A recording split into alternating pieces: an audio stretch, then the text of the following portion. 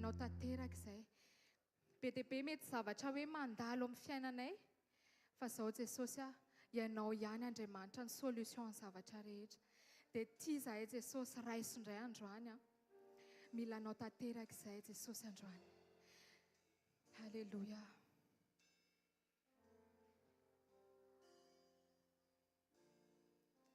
Nasarotra za ny lalana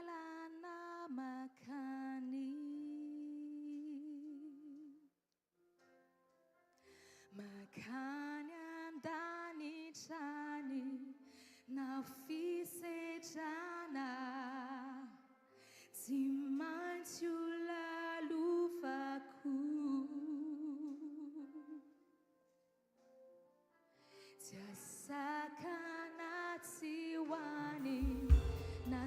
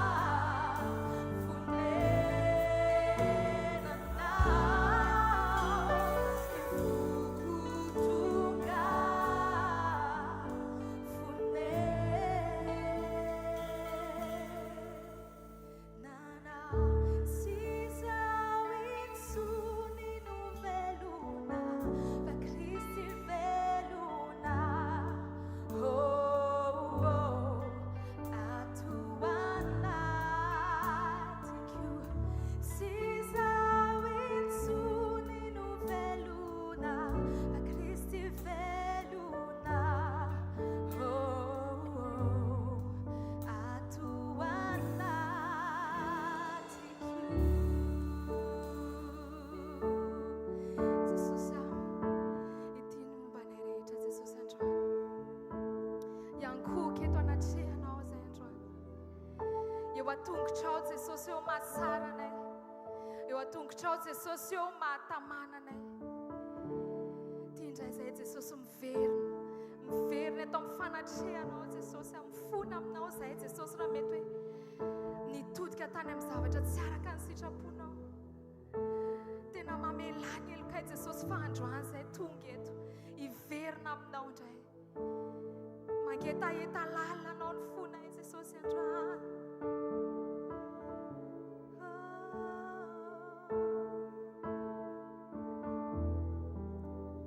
Tia ny fonay Jesosy, raiso ny fonay androany ho anao. Amen.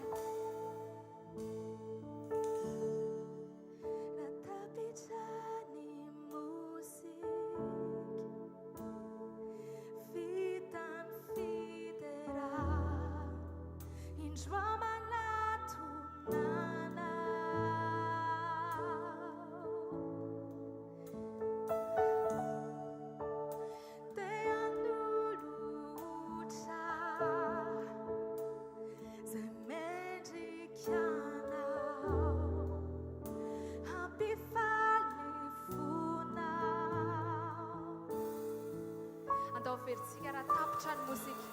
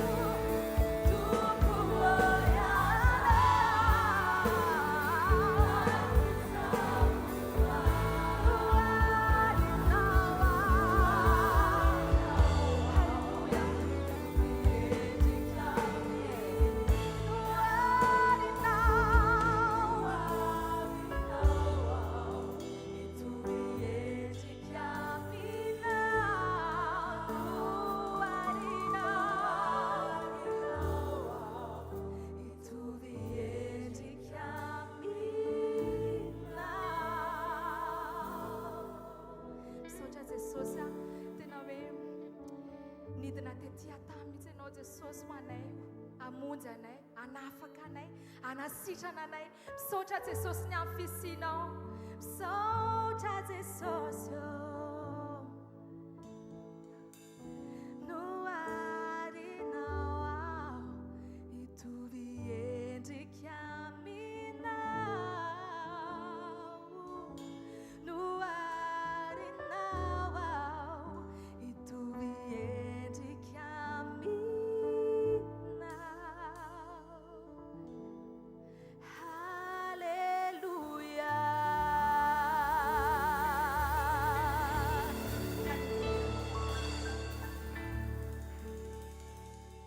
Alleluia. Manasanao hitsangana ataontsika mivoninahitra an' Jesosy. Tsy misy olona miendrika ny tehan-tanana, tsy misy olona miendrika ny hojerena akory, tsy misy olona miendrika ny hompanjinina, tsy misy olona miendrika ny hotazanina. Fa ny ten'Andriamanitra dia milaza fa ny fanorenam-pinoana dia ny fibanjinantsika an' Jesosy Kristy irery ihany.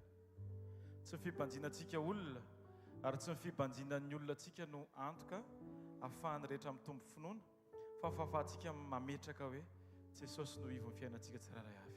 Tao sandratsika ny tanantsika androany dia hivavakantsika Tompo, ianao ny ivon'ny fiainako, ianao no mitarika an'Andriamanitra. Mandrakizay Jesosy dia aoka ho aminao ny masoko, aoka ho aminao ny foko, aoka ho aminao ny fiteniko. Fianao nefa antom-pisiko hatramin'izay, hatrizay Andriamanitra dia efa anao ary mandrakizay Andriamanitra dia mbola sahako mivoady eto androany, fa mbola ho anao Andriamanitra. Tsy ny tenako fotsiny atolotra anao Andriamanitra, fa hatramin'ny fanapa-kevitra, hatramin'ny fanoloran-tena, hatramin'ny fisaintsainana, hatramin'ny fiteny, hatramin'ny finiavana, hatramin'ny naimpo, hatramin'ny antony mandrisika rehetra dia ianao Jesosy. Tompo, very izay Andriamanitra raha vao tsy mifantoka aminao, ary tsy misy azo antoka ny fandrosoana tsirairay avy raha tsy ianao Jesosy Kristy no mialoha anay Andriamanitra. Aoko marina aminay mihitsy ny teninao hoe fa nilo ny tongotro sy fanazavana lalako ny teninao, ka nietsika ataonay rehetra Andriamanitra dia aoka tsy hoe fientanam-po, fa ka tena fitarian'ny fanehona masina amin'ny alalan'ny teninao Andriamanitra. Jesosy ndreto izay Andriamanitra, ataonay ahoana ny fahalala, ataonay ahoana ny fahay, ny direction tokony andehanana Andriamanitra, raha tsy ianao no mitarika anay amin'ny alalan'ny fanehona masina. Ampianaro izay Andriamanitra anampanetretena mandrakariva, hitoetra amin'ny sitraponao amin'ny fotoana rehetra Andriamanitra, mba tsy andehananay araka ny nofo. Sao izay Andriamanitra ilay efa novidinao tamin'ny ranao, nefa mbola mivarotra ny tenanay amin'ny zavatra ny tany indray. Amin'ny anaranao Jesosy, ampifatoy aminao tanteraka momba anay Andriamanitra, tena ampiniavana Andriamanitra, ataonay vavaka mihitsy izany Jesosy. Tompo meo hery izahay. Aleluia. Fianao mihitsy ny laza fa azo hery ianareo milatsa fanahy masina aminareo ary ho vavolombeloko. Jesosy ahafahanao tonga vavolombelona marina. Aoka ny fanenao masina no hery anatin'ny tsirairay avy Andriamanitra, androsoana isan'andro. Aoka tsy ny herin'ny tena, tsy mimokon-doha, tsy mifahaiza-manao, tsy mifahalalana olona ny ankinanay hitarianay ny asa fanomponao Andriamanitra, fa tena hoe fiankinana tanteraka aminao Kristy, satria izany no antony Andriamanitra. Tompo ianao no antony velomako, Tompo ianao no matoy izao no arinao hitovy endrika mina. Tompo ianao no antony velomako, Tompo no matoy izao no arinao hitovy endrika aminao, endrika mina. Ataontsika hivavaka mba ho marina amintsika izany teny izany hoe tsy ny endrika ivelany no ezahantsika hitoviana amin'Andriamanitra, fa ilay toe-po hovaintsika hitovy amin'Andriamanitra. Izay mahatonga ten'Andriamanitra milaza ao amin'ny Korintiana 2:5 izay efa haintsika eo. Raha misy olona amin'ny Kristy dia olom-baovao izy. Ny fiovana takian'Andriamanitra dia ny fiovan'ny foko sy ny fiovan'ny fonao. Amin'ny filazantsara ny Jaona 1:7 vao manomboka ministeran'ny Jaona dia misy zavatra tsy tokony ho adinoantsika mihitsiny. Amin'ny fotoana ifantohan'ny mason'ny olona makany amin'ny Jaona mavita mampifantoka amin'ny mason'ny olona makany amin'ny Jesosy.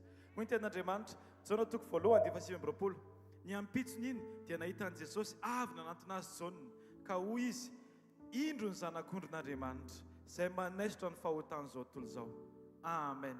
Amin'ny fotoana nitodian'ny mason'ny olona nakao amin'ny jaune kosa nampitodika ny mason'ny olona nakao amin'ny Jesosy. Isika rehetra ny fiatomboan'ny ministera antsika tsiraray avy dia azo lazaina fa manomboka araka ny sitrapon'Andriamanitra rehefa afaka manasaraka ny filan'ny nofinao ianao ary mamevana ny zavatra takian'Andriamanitra amintsika tsiraray avy. Ny antom-pisitsika tsiraray avy dia ny ampitodika ny fon'ny olona makany amin'ilay mpamonjy. Tsy isika ny mpamonjy, Jesosy Kristy avy Nazareta ny mpamonjy. Izy irery ihany ny anton'izao fotoan'izao. Izy ny antony fiainantsika tsiraray avy. Ka zany tsy salasantsika miteny foana hoe Jesosy ilay namonjy, Jesosy ilay tsara indrindra, ilay mato atsika fa indrindra nitsangana ao atsika. Tokony hoentintsika makany ny mason'ny olona rehetra satria ny fitombon'ny finoan'ny olona dia miankina amin'ny fitodian'ny masony. Aleluia. Aleluia. Tompo ianao mantony velomako. Tompo ianao mato zao no arinao ao mitovy endrika mina. Tompo ianao mantony velomako. Tompo ianao no mato zao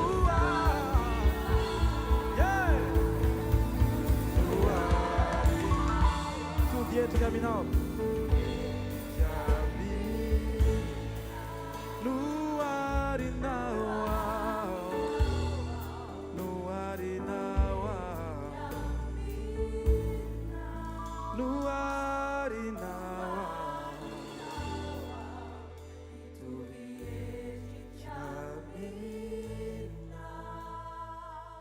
filazany tsara Luka toko faefatra amin'ny anaran'i Jesosy.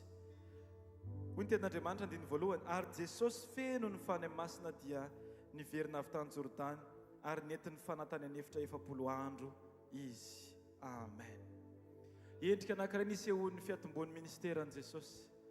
Ministera dia afaka manomboka rehefa manaiky zakany fany masina isika. Ministera tsy hoe rehefa manana tetikasa tsara apetraka tsika tsiraray avy. Ary isika tokony tsy mametraka ny fotsika akory amin'ny tetikasan'Andriamanitra fa mila mametraka amin'ny fotsika amin'Andriamanitra. Satria ny fitohizan'ny fiainantsika tsy eo amin'ny fahavitany asa anankiray fa ny fitohizan'ny fiainantsika eo amin'ny fananantsika antoka fa tena miankina amin'Andriamanitra izao sy anao. Mba hevery kely fa na i Jesosy ary dia nanaiky no entin'ny fany masina mba ahafahany manomboka zavatra tsara. Iza moa itsika no tsy anaiky ho entin'ny fany masina mba ahafahan'Andriamanitra mahita ny asany tanteraka eo amin'ny fiainantsika tsiraray avy. Dao tsika nolotra ny fotsika dia teny amin'ny fotsika fany masina manaiky ano entinao. Eo amin'ilay dingana tianao eo nanamiko Andriamanitra ray.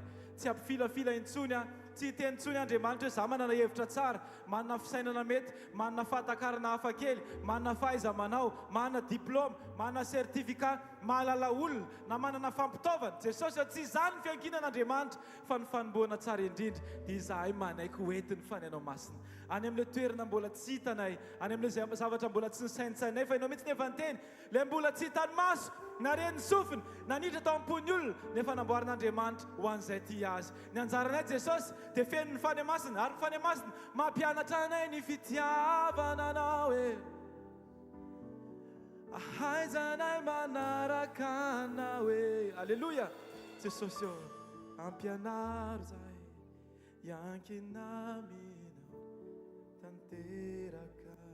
Aleluia. Ampianaro ao iankinaminao tanteraka. Dao ataontsika vavaka izany ampianaro ao iankina aminao tanteraka.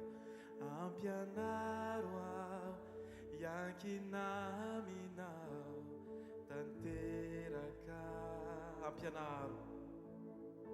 Ampianaro ao iankinaminao tanteraka. Ampianaro ao iankinaminao tanteraka. Marka toko voalohany andiny fa eny amin'ny telopolo marka 1:36 Jesosy ray eto amin'ny anaran'i Jesosy ary dia nandeha nitady an Jesosy Simona sy ny namany ary rehefa nentan Jesosy izy ireo dia nanao tamin'i Jesosy hoe ny olona rehetra mitady anao. Amen. Ny olona zakany fany masina dia maika ny amaly ny etaetan'Andriamanitra. Mety betsaka ny olona nitady an Jesosy teto amin'ity fotoana anankiray ity fa nandinin'ny fahavalo amin'ny telopolo dia hoy Jesosy hoe andeha isika hiala ankany amin'ny tanàna akaiky mba hitoriako ny teny soa fa izay no natongavako. Indraindray adinontsika ny antony natongavantsika tsirairay avy sy ny nentson'Andriamanitra antsika rehefa diso manome sofina ho an'ny olontsika fa tsy manome fo an'Andriamanitra. Atoloro ny fonao an Jesosy fa amin'ny fotoana napahanao hevitra amin'ny olatra ny fonao manontolo an Jesosy dia manomboka eo dia ny fany masina mihitsy nitondranao makany amin'ny lalana ahafahanao miaona amin'Andriamanitra. Ako fotoana anankiray ity ahafahantsika rehetra tena hoe miankina tanteraka amin'Andriamanitra. Tsy maninona, tsy misy andro iankinana intsony eo amin'ny fiainanao. Fa ataovy azo antoka fa misy an'Andriamanitra azo iankinana isan'andro eo amin'ny fiainanao. Tsy maninona, mety mandao ny manodidina, tsy maninona, mety tsy misy nininona eo an-tanana, fa aza tonono fa ny Andriamanitra rehefa miteny hoe misy dia mampisy izy. Aza tonono fa Jesosy mihitsy no niteny hoe iza moa ny rahalahako sy ny ratapo amiko raha tsy izay manao ny sitrapony raiko izay any an-danitra. Ka andaontsika tsirairay avy samy hanao ny sitrapony ray, amaly ny etaetan'Andriamanitra ray, dia amin'izay fotoan'izay izy no amatsy anatanteraka hitarika antsika.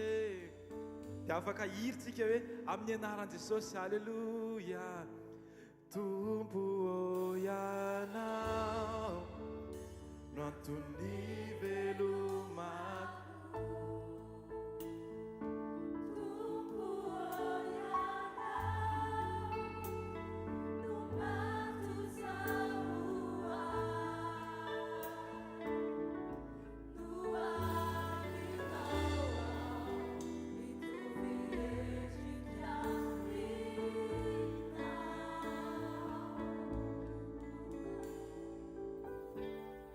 Fontananao dia mankasitrahany fonao manontolo. Isaory Andriamanitra nampisy anao, niantso anao, nifidy anao, naniraka anao, momba anao, miaraka aminao, mitanao, miaino vavaka sy mamaly anao. Isaory azy amin'izao akatoko ny 2 volana farany taona izao amanginy tompo atsika miaraka eto indray amin'ny alalan'ny teny. Fa raha tsy misy fahamarinana, tsy misy fanafahana, ary raha tsy misy fahitana dia atondraka anara-po amin'izay tiany ny olona. Raha tsara indrindra amin'ny anaran'i Jesosy misaotra anao izay. Ny fandrosoanay dia avy aminao, ny fijoroanay dia avy aminao, ny zavatra fantatray dia avy aminao, ny fiovanay dia avy aminao. Averina aminao ny voninahitra, ny dera, ny laza, ny fankasitrahana, fa mendrika ao anao izany hatramin'ny taloha ankehitriny ary mandrakizay. Ny anaran'i Jesosy Kristy avy Nazareta. Amen. Tiaka mafy be antsika ho an'i Jesosy a. Mazo toerana vetivety ary. Koa satria misy tableau eto dia ampiasa tableau a. Mangataka an'ilay pastera namako atsy mba hitazona an'ilay tableau.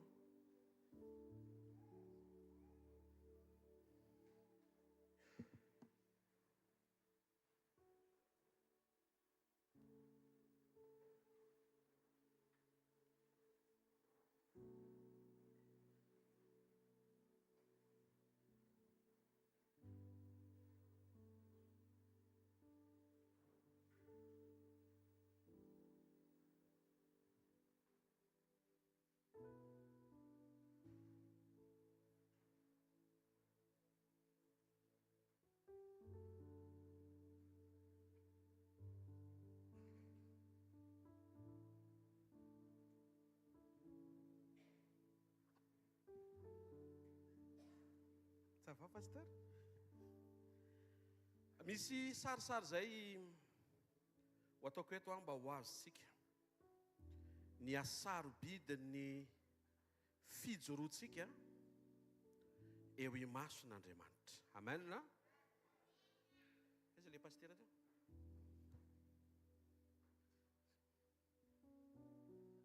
Aza miala ianao ka.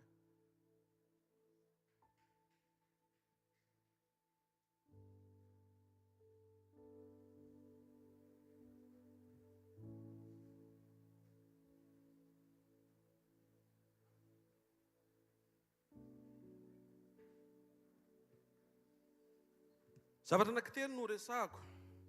Tsy rety amin'ny tabo dodolo no mpianatra. Fa elany tsy aritra izay. Serviteur, le olona ianao. Ministère, le fiangonana na le fikambanana na le asa fanompoana mety natsanganao, natsangan'ny tompo tamin'ny alalanao na misy ianao. Ary fahatelo, corps du Christ na ny tenany Kristy. Ny essence na ny lasantsy, zany hoe miala dolo le kipitsopitsony le resantsika tamin'ny maraina, omeko ny verset biblique avy eo avy ty sarisary ty. Ny essence na ny zavatra andrasan'Andriamanitra, ny lasantsy, ny lasantsy farany tian'Andriamanitra ho hita ao anatin'ny mpanompo. Avereny hoe mpanompo. Avereny hoe ao anatin'ny olona hoe.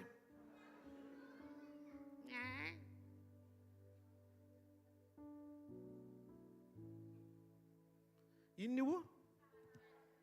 Toetra. Zay mahatonga antsika nresaka fa raha mpanompo tsy ampy toetra dia mpanompo lany lasantsy. Virjiny 5 adala. Rehefa ho avy mipapakatra sady tsy fanena mipapakatra no tsy ho fanta ny mpapakatra. Ny mpanompon'Andriamanitra rehetra izay manatrika eto zany dia tsy tokony ho mpanompo lany lasantsy. Ary raha ho akaiky ny stokona toetra tsara ao anatinao.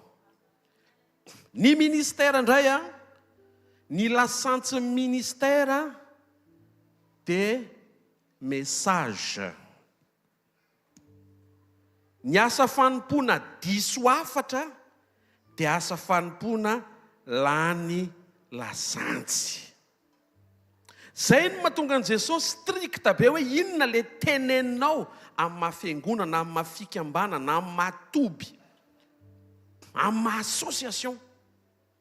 Aminao Andriamanitra mitaky toetra, ary amin'ny asa fanomponao Andriamanitra mitaky afatra mitombona sy marina. Ny lasantsy andrasan'Andriamanitra amin'ny corps du Christ, inona? Unité. Ny corps du Christ tsy miombona dia corps du Christ lany lasantsy. Ny lasantsy anankitelo voalaza eo na le toetra afatra fiombonana. Mahita tsara ve ny amin'ny caméra? So dia manazava eto tsisy mahita koa reny. Dia station anankiray no akana azy.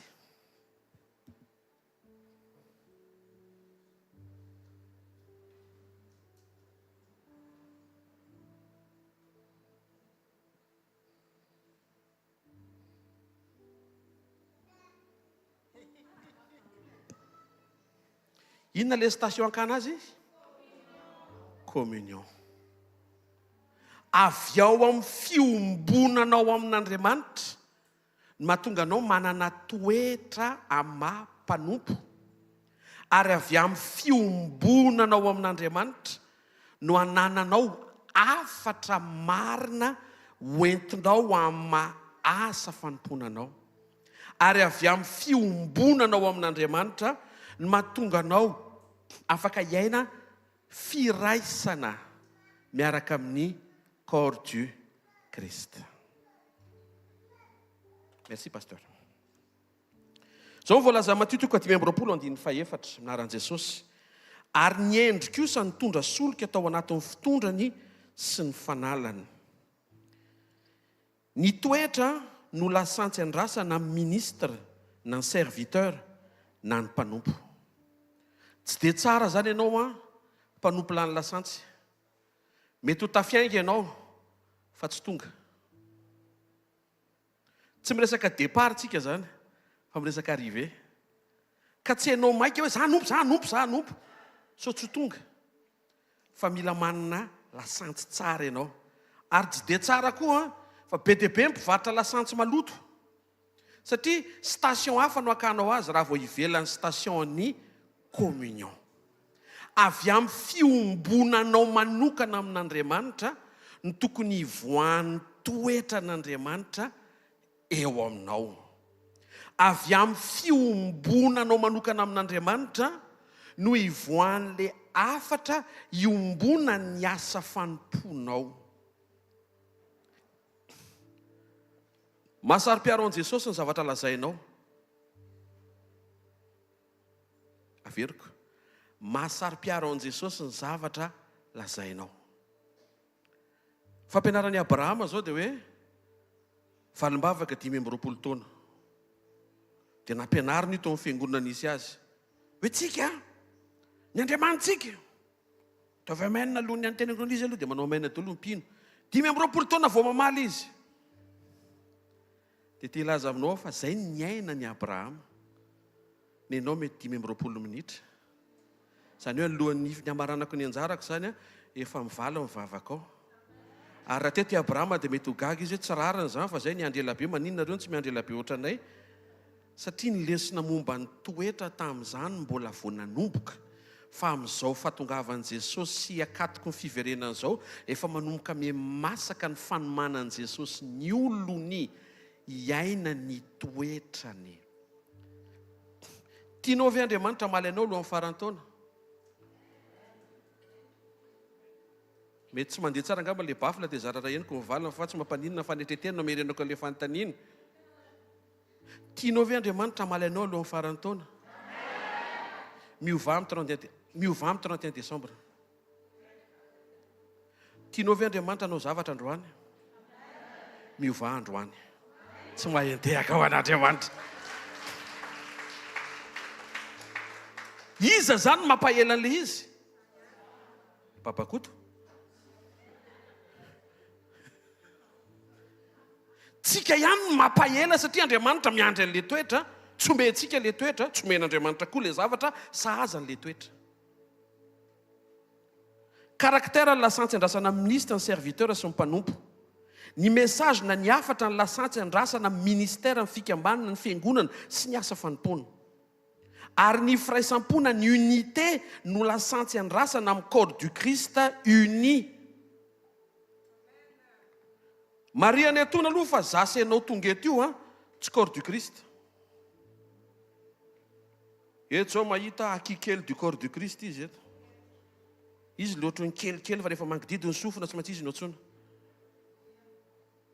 Tsy fohy anaty sofinao ny akibera mahavita. Misy ilana n'le akikely. Zay mahatonga Jesosy ny teny tandremo izy fa sao dia le kely voninahitra. Ny tena tian'Andriamanitra omena voninahitra mihoatra. Ny tsiraray avy tonga eto dia membre du corps du Christ. Raha manderery ianao zany dia tongotry Kristy mandendeny emboro. Mampatahotra zany. Tongotra tsisy lohalika zany mety mampatahotra. Leo tsy eritreretina akory. Satria tsy tian'Andriamanitra ianao anderery. Satria tsy prévu ianao anderery. Isan'ny tenan'i Kristy ny asa fanompoana sy ny fiangonana tsiraray avy. Tokony manapahatsapany tsikireo zany fa nomen'Andriamanitra zavatra samihafa mba ho azo ampiasaina miaraka maneho ny fahafenon'ny tenany Kristy. Taovy amainina moa e. Zao voalaza ny teny ho fanamafisana an'io tableau kely nomeko anareo io minaran'i Jesosy. Hébreux 1:7 minaran'ny Tompo. Tianao ny fahamarinana, halanao ny eloka. Ko Andriamanitra dia Andriamanitrao efa nanositra diloilo fifalinanao mihoatra noho ny namanao. Lasantsy fifaliana, lasantsy toetra. Ty toetra ty zany tsy option izy ny teny frantsay. Tsy hoe zavatra azonao raisina fa afaka miteny koa ianao tsy raisiko. Fa raha vao tsy mandray an'io ianao dia lany lasantsy tsy tonga any amin'izay tian'Andriamanitra tongavanao ary ny tena ratsy dia tsy fantatry ny tompo. Ny hamantarany antsika tsy asa vita fa toetra aseho. Ary ny nahatongavan'i Jesosy anampy ianao mba hamoaka ny toetra n'Andriamanitra. Amin'ny alalan'ny fijoroan'i Jesosy ho modely azo tafina, mora tafina eo amin'ny andavanandro mpiainantsika. Toy izy ko asan'apôstôly 10:38 amin'ny anaran'i Jesosy. Jesosy izay nosoran'Andriamanitra tamin'ny fanamasina sy ny hery. Entsika tsara, Jesosy nosoran'Andriamanitra tamin'ny fanamasina sy ny hery, nandendeha nanao soa. Amin'ny teny gasy izy hoe fanaovan-tsoa. Io le toetra voalaza amin'ny Galatiana 5:5 hoe fahatsaram-panahy na ihany koa hoe fahatsaran-toetra. Zany hoe Jesosy nahatonga an Jesosy afaka namita ny mission zany alohan'ny antonana teo amin'ny hazo fijaliana, dia nanana lasantsy toetra izy atao hoe tia manao soa, tsara fanahy, tsara toetra. Dia nandritry ny 3 taona mahery izy nandendeha naneho izay fahatsaram-panahin'Andriamanitra izay tamin'izay olona ny fanena taminy. Amen. Luc 4:18 anaran'i Jesosy. Ny fanahin'i Jehovah no ato amiko, nanositra itory-teny soa mahafaly amin'ny malahelo izy. Io le resako anao hoe ny fikambanana na ny asa fanompona anankiray dia andrasan'Andriamanitra karazana lasantsy 4. Teto dia voalaza fa Jesosy dia nosorana itory-teny. Zany hoe misy message manokana tian'Andriamanitra hore avy eny ambavan'izay irahany sy ampiasainy. Zay no mahatonga antsika tsy hoe hizara izay tiantsika, fa mila miaino tsara an'Andriamanitra mba hizara izay tian'Andriamanitra ho tenenina ara-potoana amin'izay olona manatrika anao. Ny tory-teny mantsy, enao mitrandraka ny teny mba hamaly ny etaetan'ny olona avy amin'izay fanontaniana petrany hoe raha te hanao an'izao dia inona ny tokony ataoko, dia tory-teny mamaly an'iny. Fa ny afatra tsy miainga avy amin'ny filan'ny olona, fa Andriamanitra manokatra amin'ny fony maneho aminao ny zavatra ilainy aminao, izay mety ho tsy ho voatery ho zavatra nieritreretinao, fa tonga dia ampitain'Andriamanitra fotsiny hoe zany ny afatra aloha. Ny tory-teny dia mampafantatra anao fa possible ao amin'ny Kristy ny zavatra rehetra izay mety ho ilainao sy irianao ka banga eo amin'ny fiainanao. Tandremo, sao dia misaina ianao hoe tsy azonao ilay izy dia tsy misy eo amin'ny Kristy. Misy ao amin'ny Kristy fa misy zavatra andrasany, misy fotoana mahamety, misy lalana sokafany. Tsy tiany ianao hifandrarà hanery azy, mampanjaka sy be fiandrianana azy, fa tiany ianao hatoky azy amin'izay lalana tsy voatery eken'ny sainao nefa hitondranao ho any amin'ny fahatateran'ilay zavatra nangatahanao. Ny tena ilaitsika zany tsy Andriamanitra tonga manome tory-teny mamaly ianao hoe ty problemako dia ahoana ny valiny, fa le afatra amin'ny fahafantaranao hoe ianao tonga eo io dia Andriamanitra miteny hoe zao ny problemako aminao. Ozo misy miteny aza mifampijerijery fa za tsy misy problema amin'Andriamanitra mihitsy. Zay famalinao zay dia efa hitenenako aminao fa misy problema sady ianao sy ny tompo. Satria ozy izy ny tenin'Andriamanitra mandainga aozy izy zay miteny fa tsy nanota izy. Mety mbola tsy azonao an-tsaina le manafotoana ny tompo, mety efa ataonao daholo ny heverinao fa tokony efa mampifaly azy. Misy zavatra anankiray zay tena tsy zakan'i Jesosy mihitsiny, dia andrasany iny mba ho esorinao, dia nefa iny mety tsy azonao an-tsaina. Matokony izy toizinao dia mety mbola heverinao fa mety. Dia zay ny ilana an'ilay fotoana mampatsilo ny sofintsika iaino hoe Andriamanitra vangio manokana androany na tsisy andray ary ireo olona rehetra ireo. Enona ve zany teneko zany ve? Tsy hoe vavaky ny titeny zany fa vavaky ny olona mifantoko zany. Andriamanitra vangio na tsisy andray ary ireo olona ireo fa za te andray izay tokony ho anahy ao anatin'izany teny zany. Fa za mieritreritra hoe efa mety, nefa ianao ohatra mbola mitady ampitenin'ny mpanompono any, mbola misy zavatra tsy mety, ampahafantaro ary izy mbola te hiroso hanome voninahitra anao sy ampifaly anao amin'ny fisiko. Amen. Ny corps du Christ dia tsy natao hisaratsaraka, manjary tsy velona. Raha misaraka amin'ny lalan-drà fotsiny ny tongotra ohatra, tiana no mitranga,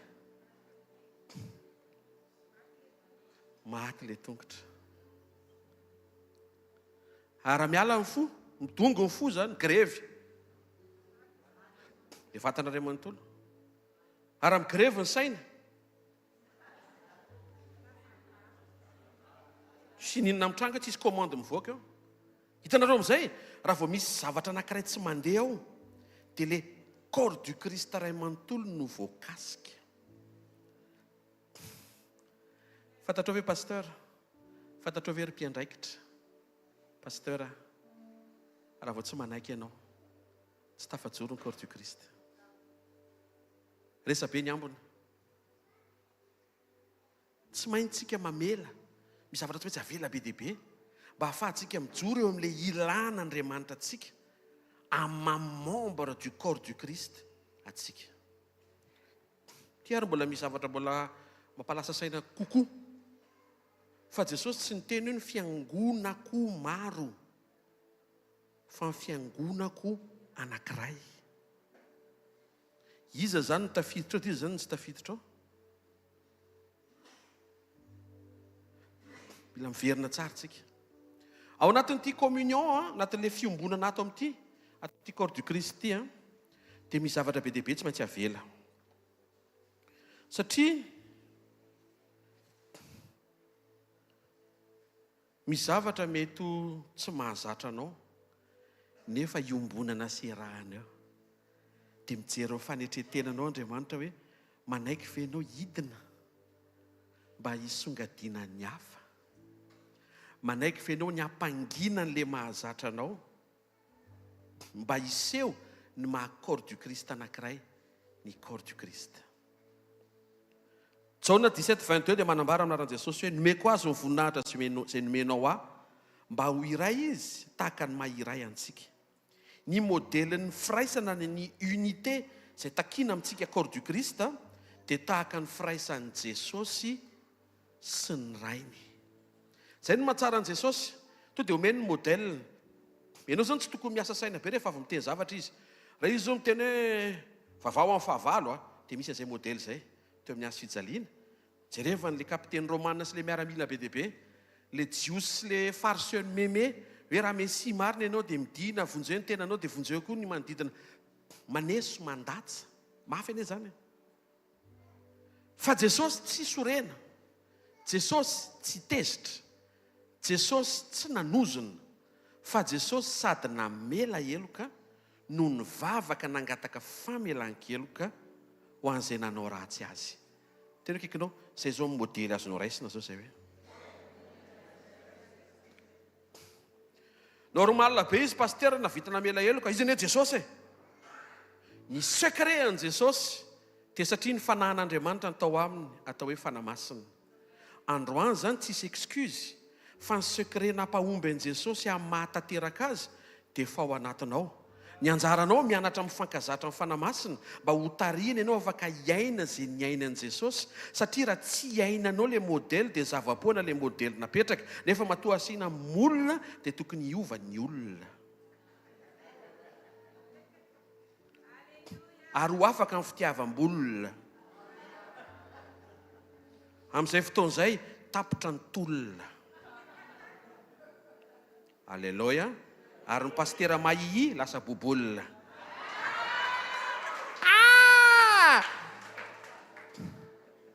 Nidiny Jesosy mba haneho modèle. Modèle na inona? Modèle ho azonao tahafina. Tsy possible zany pastera. Ozy Jesosy Marc 10:27 avec Dieu tout est possible. Miaraka amin'Andriamanitra ny zavatra rehetra azo atao. Teo amin'ny azo fijaliana tout est accompli, vita ny zavatra rehetra. Fanoharana nomeny Jesosy eo Matthieu 22, tout est prêt, ny zavatra rehetra dia vonona. Androany zany ninona hoentsika mambavaka eo dia zavatra efa vita, sy zavatra efa vonona daholo zany, fa ianao fotsiny miasa saina be. Ary le asa saina mintsy tsy manova an'le efa vita, satria tsy ny asa sainanao ny mamita an'le izy, fa Jesosy niaritra namita ny zavatra rehetra mba ho vonina ho aminy rehefa mifantoka aminy ianao ny hanomezana ara-potoana ny zavatra rehetra. Inona io ara-potoana io? Rehefa manomboka mandroso amin'ny fiovantoetra zasy ianao makany amin'le manahaka an' Jesosy arak'le modèle izay napetrany. Rehefa miteny zavatra Andriamanitra dia inona ny dikan'iny zavatra teneniny iny? Azo atao ve iny sa ahoana? Azo atao. raha nyteny zao izy tamin'ny Abrahama, isan-kitana. Azo atao ve? Azo atao satria ny boky ny Salamo ny teny hoe Andriamanitra mahalala ny anaran'ny kintana rehetra. Ny zavatra teneniny aminao zany zavatra azo atao. Ianao fotsiny mety tsy mahavita an'ilay izy aloha androany fa azo atao ilay izy. Zay mahatonga Jesosy miteny, aza manota intsony. Sanatria ve ny tompo hitaka zavatra tsy ho vitanao? Raha mandeha rery ianao tsy ho vitanao zany. Fa raha ny secret nampijoro an' Jesosy, izy ilay tokana tsy nalala ota. Jesosy ny modeliny tsy nanota mihitsy. Afaka tahafinao mba hoenao ilay aty aoriana ho lasa tsy nanota intsony. Aloha zao misy manao zao dia ahoana ary zany? Zany izy zany. Ny fahafantaranao fa nisy ny ainan'ilay izy dia tokony hanampy anao, hampanekenao ny sainao fa azo atao zany ilay izy. Matoa nisy olona nofo amandrà mitovy aminao ny ainan'ilay izy. Jesosy ilay modèle. Ianao zany raha manontany an'i Jesosy hoe Jesosy ianao zany tena tsy kizitina mihitsy. Dia mamaly dia gaga ianao. Fa maninona? Ka misy révélation manarona an'ilay fahakizitinana. Atonga anao tsy s'énerve ao anatina zavatra mampakizitina. Mahatonga an'ilay contrôle votsitra ane satria renao mihitsy hoe tsy hanananao ny fahefana. Ohatra, lany ny divay, dia mis'énerve ianao satria lany ny divay. Ny vola efa lany, ny fikarakarana efa natao, fa nisy miboboka be teo dia nisy nitondra tavoahangy, nisy invité ratsy toetra tao. Ary fatapatra rehefa nisy efa niteny hoe fianakavian-drianina ilay izy, maika zany me mitombo ny fahasorenanao hoe reny koa dia tena. Dia ianareo mahatonga antsika mipanika. Tsisy vola intsony hividianana. Fa raha nisy vola, tsy mipanika ianao. Raha nisy mpivarotra, tsy mipanika ianao. Raha mpamokatra divay anisan'ny namanao invité ao, tsy mipanika ianao. Fa fanahiniany tompo tsisy nininy sarangotana mihitsiny mba ho tokana ny fisarangotan'izay rehetra manatrika ao ho any amin'ilay tokana mendriky ny sarangotana mandrakizay. Dia Jesosy. Dia Jesosy tsy mikorompaka satria Jesosy mahafantatra fa na miainga amin'ny rano raha afaka vaty ranom-boaloboka. Raha mipotaka afaka atao lasopy légume koa raha ilaina. Donc zany tsy hany problème. Fa ao anatin'ilay fifandraisanao amin'Andriamanitra.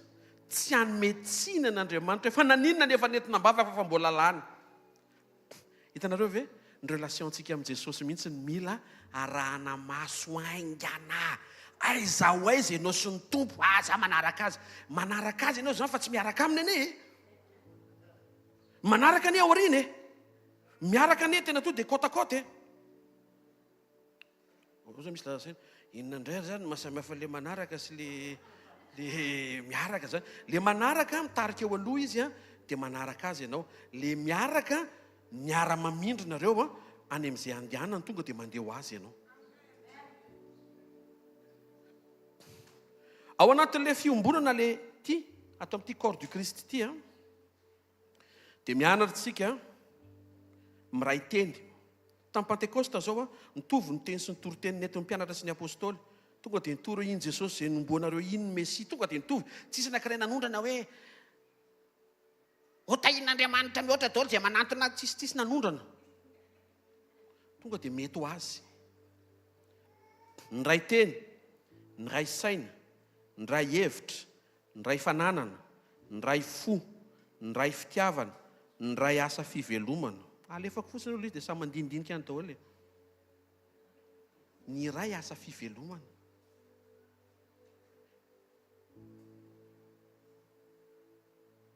Sao dia tsy mampety fiarahamonina paster za miray asa fivelomana zany. Zay sady midika fa misy zavatra zany eo mety ampisaraka. Bobola. Efa tsy tokony isy ampisaraka. Tsoro olombelona aminao zao fa zay sy paster zao be dia be zavatra niarahany lalana amin'ny paster aminao. Be dia be. Efa niarina piasa vola zay. Mitsefitra le vola. Mbola io zay miaraka. Satria tsy vola very ny tsy iarahana fa Kristiny efa antony ny iaraha-dalana. Fa tsy hoe mahatonga ny miaraka mety daholo zay atao. Nisy fotoana nisy vola tsy hita very. Tsy hoe tsy marina zay, tsy zay. Fa le olona nanaovana le bizina ny lasa. Ka raha apetraka ao amin'izay zany ny fonao, dia hiady ampitoeranao dia adino le mission nampiombona ny tompo hoe hitory fitiavana. Tsy haiko mety tsy azonareo nga moa zany teneniko zany fa tsy vola kely anie zany e. Sao dia avenareo faharizato ary zany. Ka za afaka mampahery anao fa tsy vola ny tokony ampisaraka mpiara-manompo. Izy zay mbola miaraka io, mbola manaiky izy, mbola manaiky izy ho arahaka any amin'izay alehany ihany, mbola manaiky izy. Amo pasteur e, mbola manaiky, mety e. Merci pasteur. Satria tsy izay le izy. Azo ataony miaina tsotra, ampiraisany tena fitiavany Kristy. Fa mety ho faty antoka ny rahanao, fa misy Jesosy ao, dia mbola tafiaraka. Androany zany, sekolo ny ray lalana ray faty antoka. Raha Jesosy no ao, fantatrao ny tokony atao. Fa tonga anao tsy mahafantatra ny tokony atao, na ianao tsy nahenao ny Jesosy, tsy fantatrao ny tokony ataonao, mandeha degona ianao.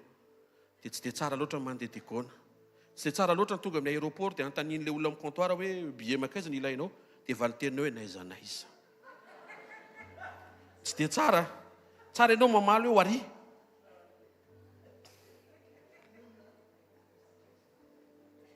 Mbola toiziko etetika resaka unité ty. Ny endrika isehoany ny unité. Firaisana, fitambarana, efa nteneniko teo, miombo-po, miombona saina, miombo-kevitra, miombona planina, atao miaraka. Misy ankiho ny atao hoe synergie, na ankiho hoe tsara lavitra ny vitan'ny roa noho ny ray. Mavesa-danja kokoa ny zaka ny olon-droa miara-mibata noho ny anankiray. Ela kokoa ny afon'ny kitay mitambatra noho ny kitay mitokana. Maharan'izany. Nareo fa tsy mahatsapa rehefa miara misakafo fa anisan'ny tena mahafinaritra le mifandrobaka. Misy taona ianao feno sakafo ianao rery. Ohatran'ny tsy hitanao zany ny tsirony. Io dia rapaka be rery eo fotsiny dia tsy hitanao. Fa le ohatran'ny vary ray sy laoka telo zay fa to dia sotro dimy miara mitsatoka eo. Ohatran'ny tonga dia henonao zany mitsy hoe tena firala iny ty. Alleluia, mampiady sotro eo aloha. Orala. Satria le fiarahana mihitsiny no mahafinaritra fa tsy le sakafo. Le fiarahanao amin'Andriamanitra neny lasa mampahafinaritra ny zavatra rehetra iainanao e. Zay mahatonga n'ity transversal ity mahakasika an'izy rehetra. Na ny caractère, na ny message, na ny unité, raha vao tsy avy amin'ny fiombonanao amin' Jesosy a, dia caractère sandoka, manana ny endriky ny toe-panaraka an'Andriamanitra nefa mandany heriny. Message sandoka, lasa ambodi, mitafy ody zanak'ondry, rehefa tena tsondrominao iny, fantatra ihany ambodi kay. Misy amantarana azy ane. Misy amantarana, calme ianao, misy amantarana ny reny. Ny feoany. Amin'ny voalohany izy mety hoe mety manao zay, fa rehefa tena raikitra mivoaka maizy azy an'iny, fantatra iny hoe ay ambodi ity. Tsika reto fantary tsara ny tenanao. Jehovah ny mpiandry ianao. Tsy ambodi zany ianao. Aza mody manao ondry nefa renao fa ambodi ianao mibeba. Ny ambodi zao voalaza ny boky ny Iobona sa mpitoroteny, ny ambozy izy manina moa? Verina amin'ny nalohany, zany hoe misy zavatra efa nalohany dia averina hohanina ny ray. Miangavy pasteur, zay efa nanafahan'ny tompo anao azy iverenana, raha mba mety rea. Fa misy zavatra en jeu be dia be ao ambadika kely ao. Simba raha vao tsy aritra ao iny zavatra anankiray iny nefa efa nanafahan'ny tompo anao. Nefa matolo izy napetrany eo 1 Corinthiens 10:13, efa nilanjainy dia fantany fa isan'ny zakanao, avela no eo anoloanao, dia efa manokatra lalana izy hanafahana anao. Dikan'izay tsy natao ho lavo zany ianao, tsy natao enjera zany ianao, tsy natao ho mora manota zany ianao, tsy natao ho mora, tsy zay, tsy prévu zany. Le vary naroso antsika teo zao tsy prévu atao haingo-trano. Manana ny antom-pisiny izy hatrany anatin'ny kibony zay nomena azy. ohatr'izay mihitsy le izy ny antom-pisinao io ijoro aneo an'le Jesosy tsy hitany olona zay Jesosy ihany tsy hitany fa fijoroanao ny hitany hoe ary izy iny tsy manao ny fanaony rehetra. Misy pastera fantatra fa pastera tena lava maso be mihitsy. Fa iny pastera iny tena tsy lava maso iny. Tena motina tena manana fitondra tena efa nijerevana akaiky mihitsy ny fiainana. Ny fitondra tena iny impeccable be.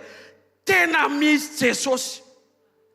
Dia alefaso amin'izay sainao hoe itsika ve ny tompo sa hosirena aminao rehefa ianao ny joro.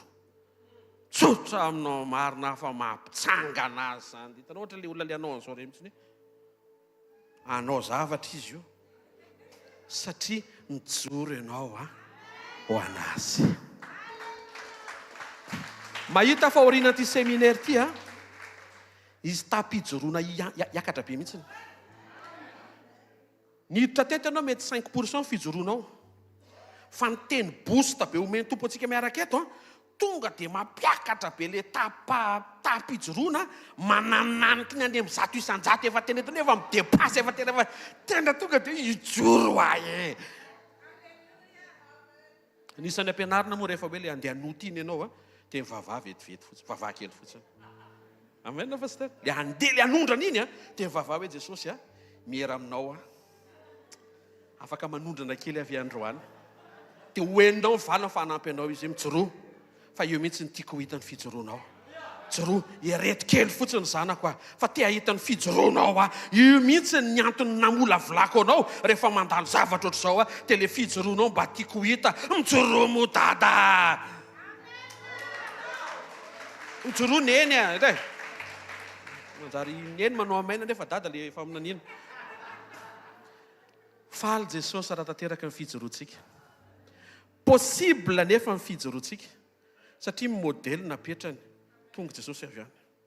Ifidy mpianana izy nandany adiny ray isaky ny mpianatra adiny 12 izy mivavaka ho any apôstôly hoe izy le hovidiana apôstôly be dia be mpianatra naradia azy. Izy anona niraka 70 lako 70 lahy vavaka amin'izay Jesosy. Anaty le vavaka ianao rehefa mivavaka dia ampahitan'Andriamanitra zavatra eo mpivavahana eo amin'izay vavaka amin'ny Petera raha eo oetiko tanatrehanao ty tovolahy mafana be mamay raha be mihitsy izy Simona ny anarany. Inona ny tianao atao aminy tonga dia ampahitan'Andriamanitra le hafanampo be le hoe sanatria aminao mananina dia hitan'i Jesosy milolo hoe nivoaka ianao Satana. Hitan'i Jesosy le hoe ianao namana izy ireny tsy mba namany aho intelo madika sanga dato anaty le vavaka Jesosy. Zany ve no mpiara-miasa raha tsika eto zany tonga dia ale matory sy izy io fa nivavaka Jesosy raha eo inona ny sitraponao tena malany rainy hoe nofidiko io ka tsy mba hariko raha iso izy. Sujet de prière fanondrony Tomasy Andriamanitra raha io lehilahy io tara foana amin'ny fivoriana séminaire dia ariva izy vao tonga soa ianao milay be sara dia ianao tonga voninahitra an'i Jesosy tonga dia ampahitan'Andriamanitra hoe Tomasy io anohatra amin'ny tsy finoana zay tenenao dia tsy possible zany. Tonga dia le olona misaina araky ny tany nefa ianao olo finoana tena raha maolona izy akoa ny andeha hisaringotra olona ohatr' izany. Fa rehefa nentin' Jesosy mambavaka raha io inona ny sitraka ao ny amin'ity Tomasy ity tena valiny raha iso izy fanofidiko. Ka ny leadership an'Andriamanitra tsy mitovy amin'ny leadership ianarantsika any amin'ny anjerimanontolo sy mety ho tarafintsika any amin'ny YouTube sy anaty boky. Ny leadership mametraka fa rehefa mirecruter ianao dia recruter les meilleurs. Manana safidy ianao afaka mirecruter dia izay tsy tianao azonao esorina.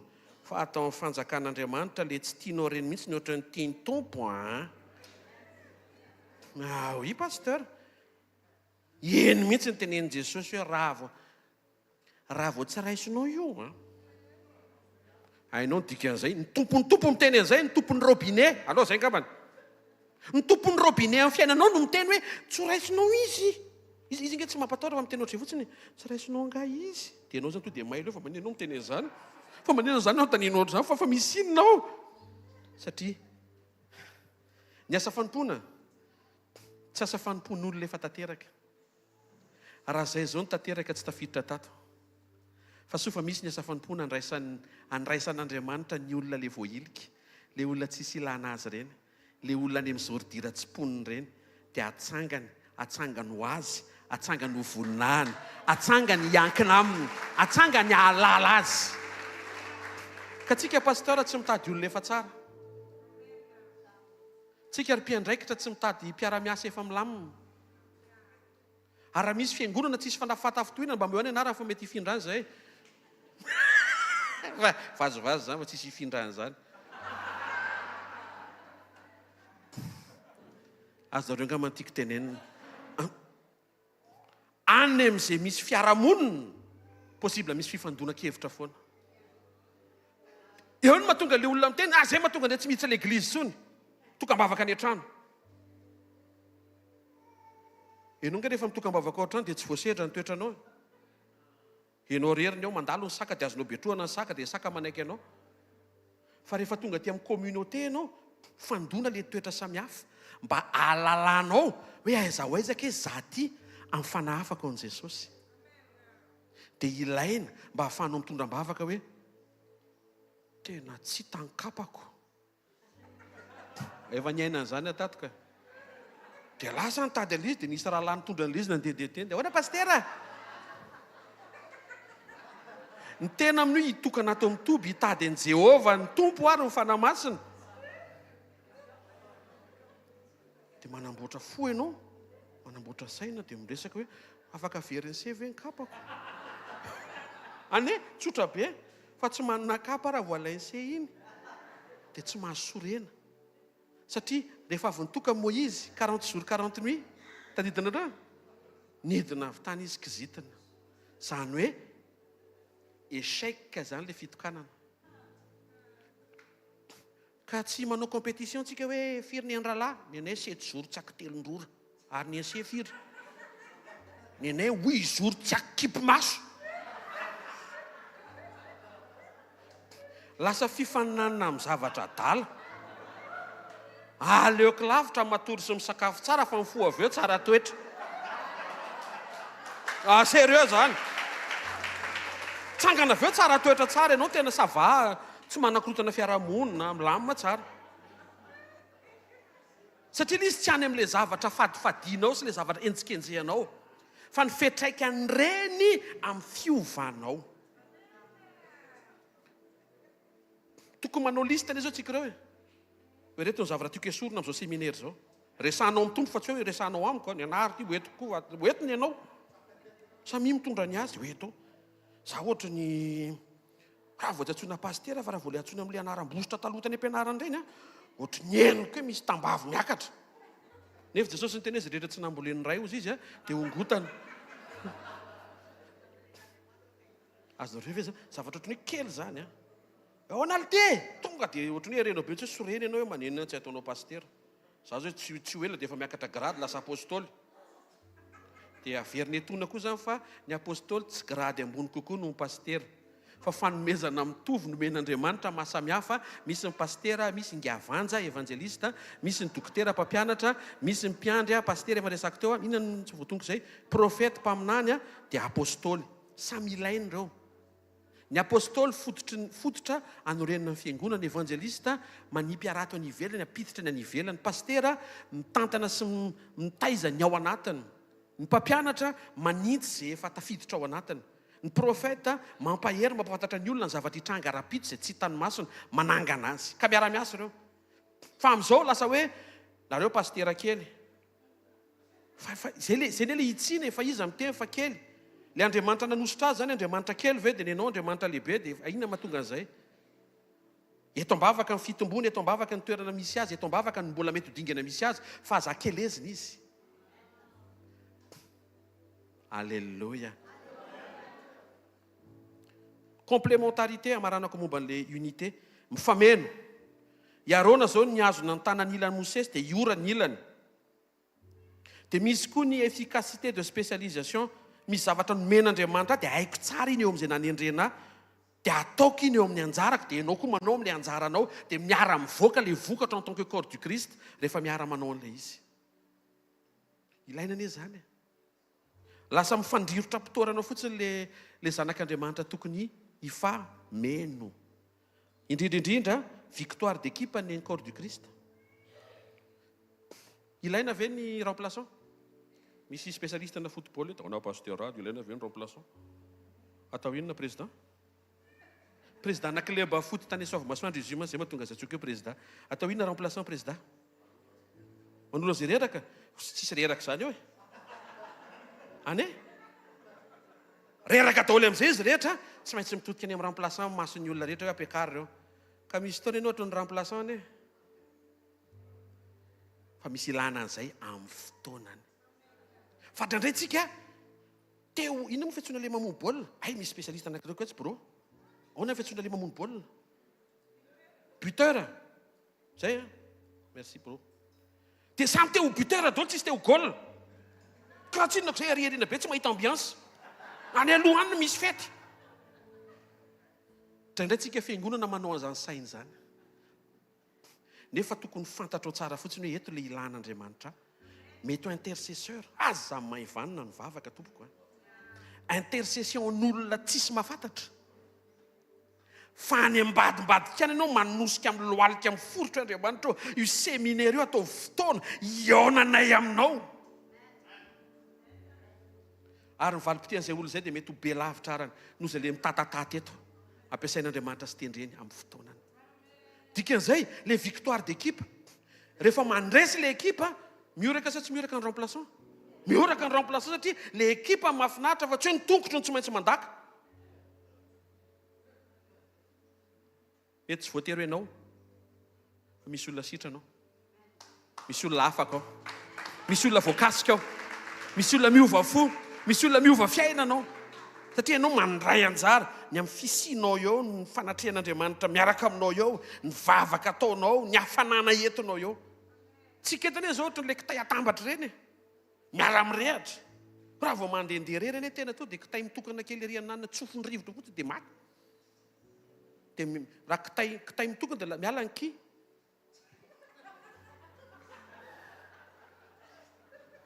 Ny tiako tenenina zany tsy mahasoa anao zany io mandeha rery io e zay. Tsy mety io. Fantatrao zavatra nitenen'Andriamanitra tamin'ny zanak'Israely rehefa hiditra ny tany Kanana. Nisy foko roa sy tapany izy sa telo efa nahazo ny anjara tany melohan'ny Jordana. Fa Andriamanitra ny insiste, teneno zareo ozy izy fa tsy hoe efa nahazo ny anjarany izy dia hosondriny ampafantaro azy fa tsy tokony hitsahatra izy raha tsy mba mahazo ny anjarany ny rahalahany rehetra. Dia ireo foko ireo tsy tadidiko ry misy detay anaty Baiboly nandefa miaramilany ambabo ho an'ny hafa. Tsika zany mila miala mihitsy amin'ilay hoe inona ny gain-ko. Gain an'Andriamanitra saintsaina. Dia Andriamanitra hiasa saina amaly izay tokony ho valiana amin'izay fanolora-po sy fanolora-tena ataonao. Amen. Faranako ny anjarako raha mpanompon'Andriamanitra ianao manatrika eto mila manaraka akaiky ny toetra ianao. Tena akaikinao ary ao akaiky ny toetranao hoe tokony ho toetra an'Andriamanitra ny toetranao hoe jereo tsara tsara hafanahy ohatra an'Andriamanitra. Zay le communion. Tsara toetra ohatra an'Andriamanitra. Tsy mora tezitra ohatra an'Andriamanitra. Tsy be tain-bava mazava amin'izay. Mahafetena ohatra an'Andriamanitra. Tsy manota intsony ohatra an'Andriamanitra tsy nanota mihitsy. Amin'ny mahasafanipona tandremo mesazinao fa anadina ny tompo. Zay mahatonga le hoe ho tsaraina ny olona miteny foana zay ambaran'ny vavany. Ndraindraitsika misantsena le teny foana hoe teny tsy rapaka tele ay ohatra ny teny foana eny. Anisany iny fa ny tena teny foana ny rasan'Andriamanitra sanatria teny zavatra ny teneninao momba azy nefa tsy marina. hoe Andriamanitra dia Andriamanitra mandevitra amin'ny fahadalàna satria izy dia tia ary tia foana ny azy hatramin'ny farany. Ianao ne tiany marina izay fa le ataonao tsy tiany, nefa le ataonao tsy tiany anakana ny fandehananao ny mandrakizay izay tiany andehananao. Ka ianao zany raha sendra manota amin'ny manontany tompo hoe mbola tia avy ianao, dia mazava be mivaly le tiako be ianao. Fa ny zavatra ataonao mba hantaninana ary le zavatra ataoko fe tianao dia ho enao mivaly tena faran'izay tsy tiako le zavatra ataonao. Dia izay mahatonga antsika tokony hitandrina tsy hampalahelo azy. Corps du Christ mila miombona. Mino fa fotoana izao mila miray.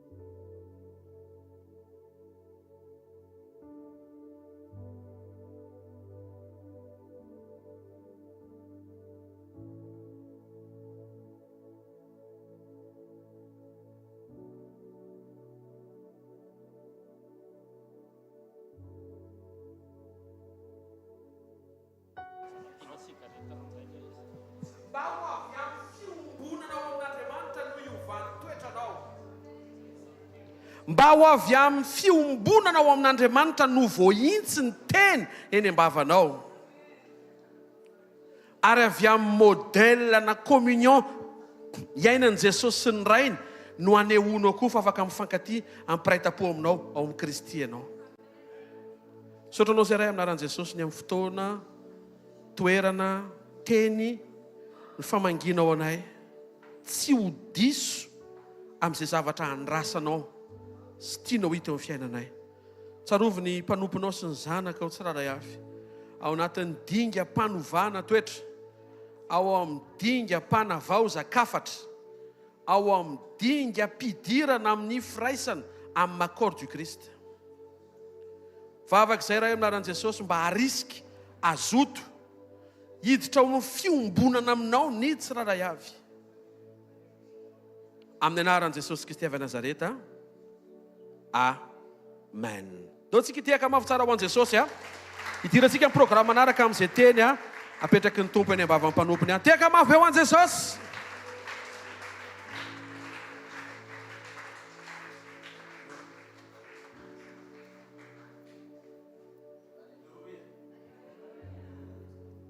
Tsika aloha hiteny amin'Andriamanitra hoe zay tompo tena tsy mahavita tena, tsy vitanay ny fiainanay raha tsisy ianao.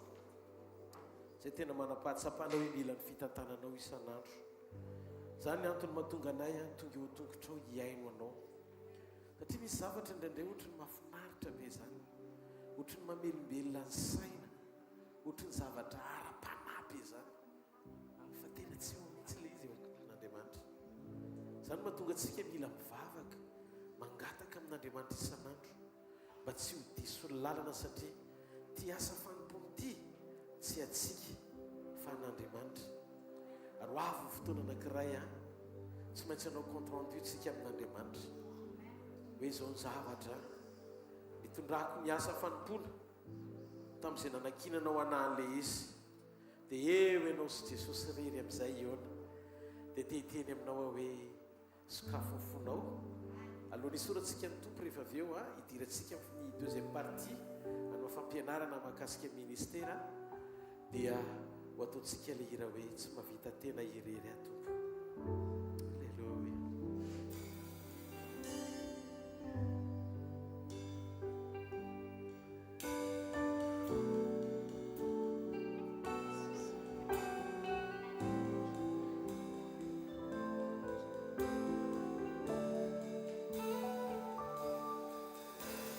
Tsy mahavita tena irery ao tompo fa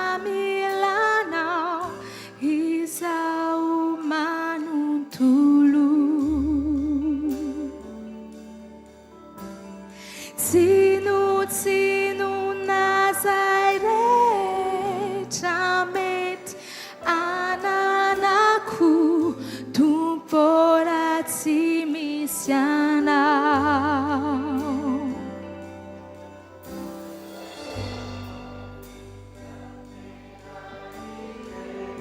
Rao tompo familanao izao manontolo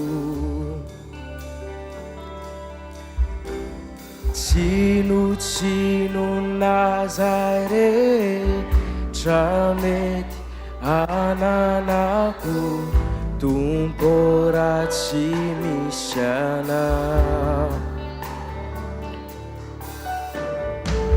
Tsy natao isaraka minao aho na nalavitranao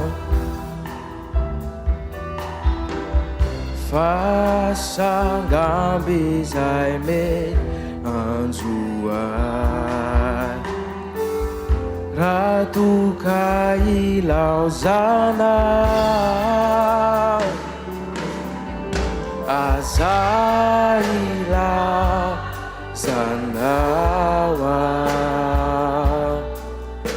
aza manaray mialeo anatrehanao azesorina mikio tompo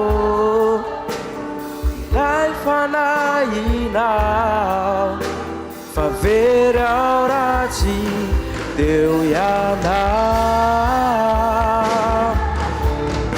aza ilaozanao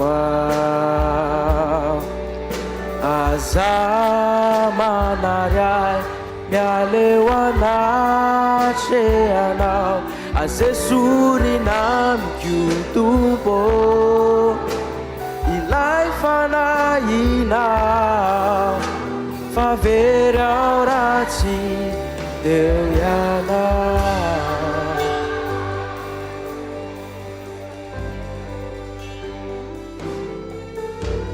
Tsy mavita tena ireo tompo familanao izao manontolo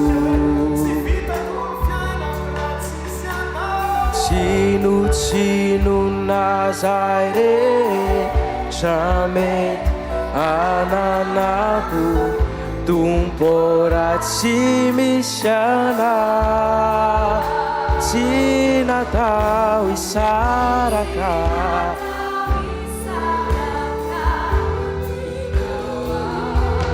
na nalavitra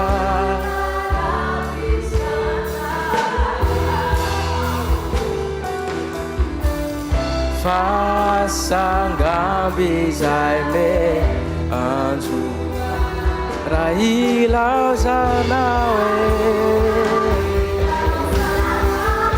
azy ilaozanao ilaozanao aza manaray mialeo anatrehanao azesorina mikio tompo ilay fanahinao fa very ao ratsy mio ianao azy ilaozanao zanao aza manaray mialeo anatrehanao azesorina mikio tompo ilay fanahinao fa very ao ratsy deo ianao fa very ao ratsy eo ianao fa very ao ratsy deo ianao.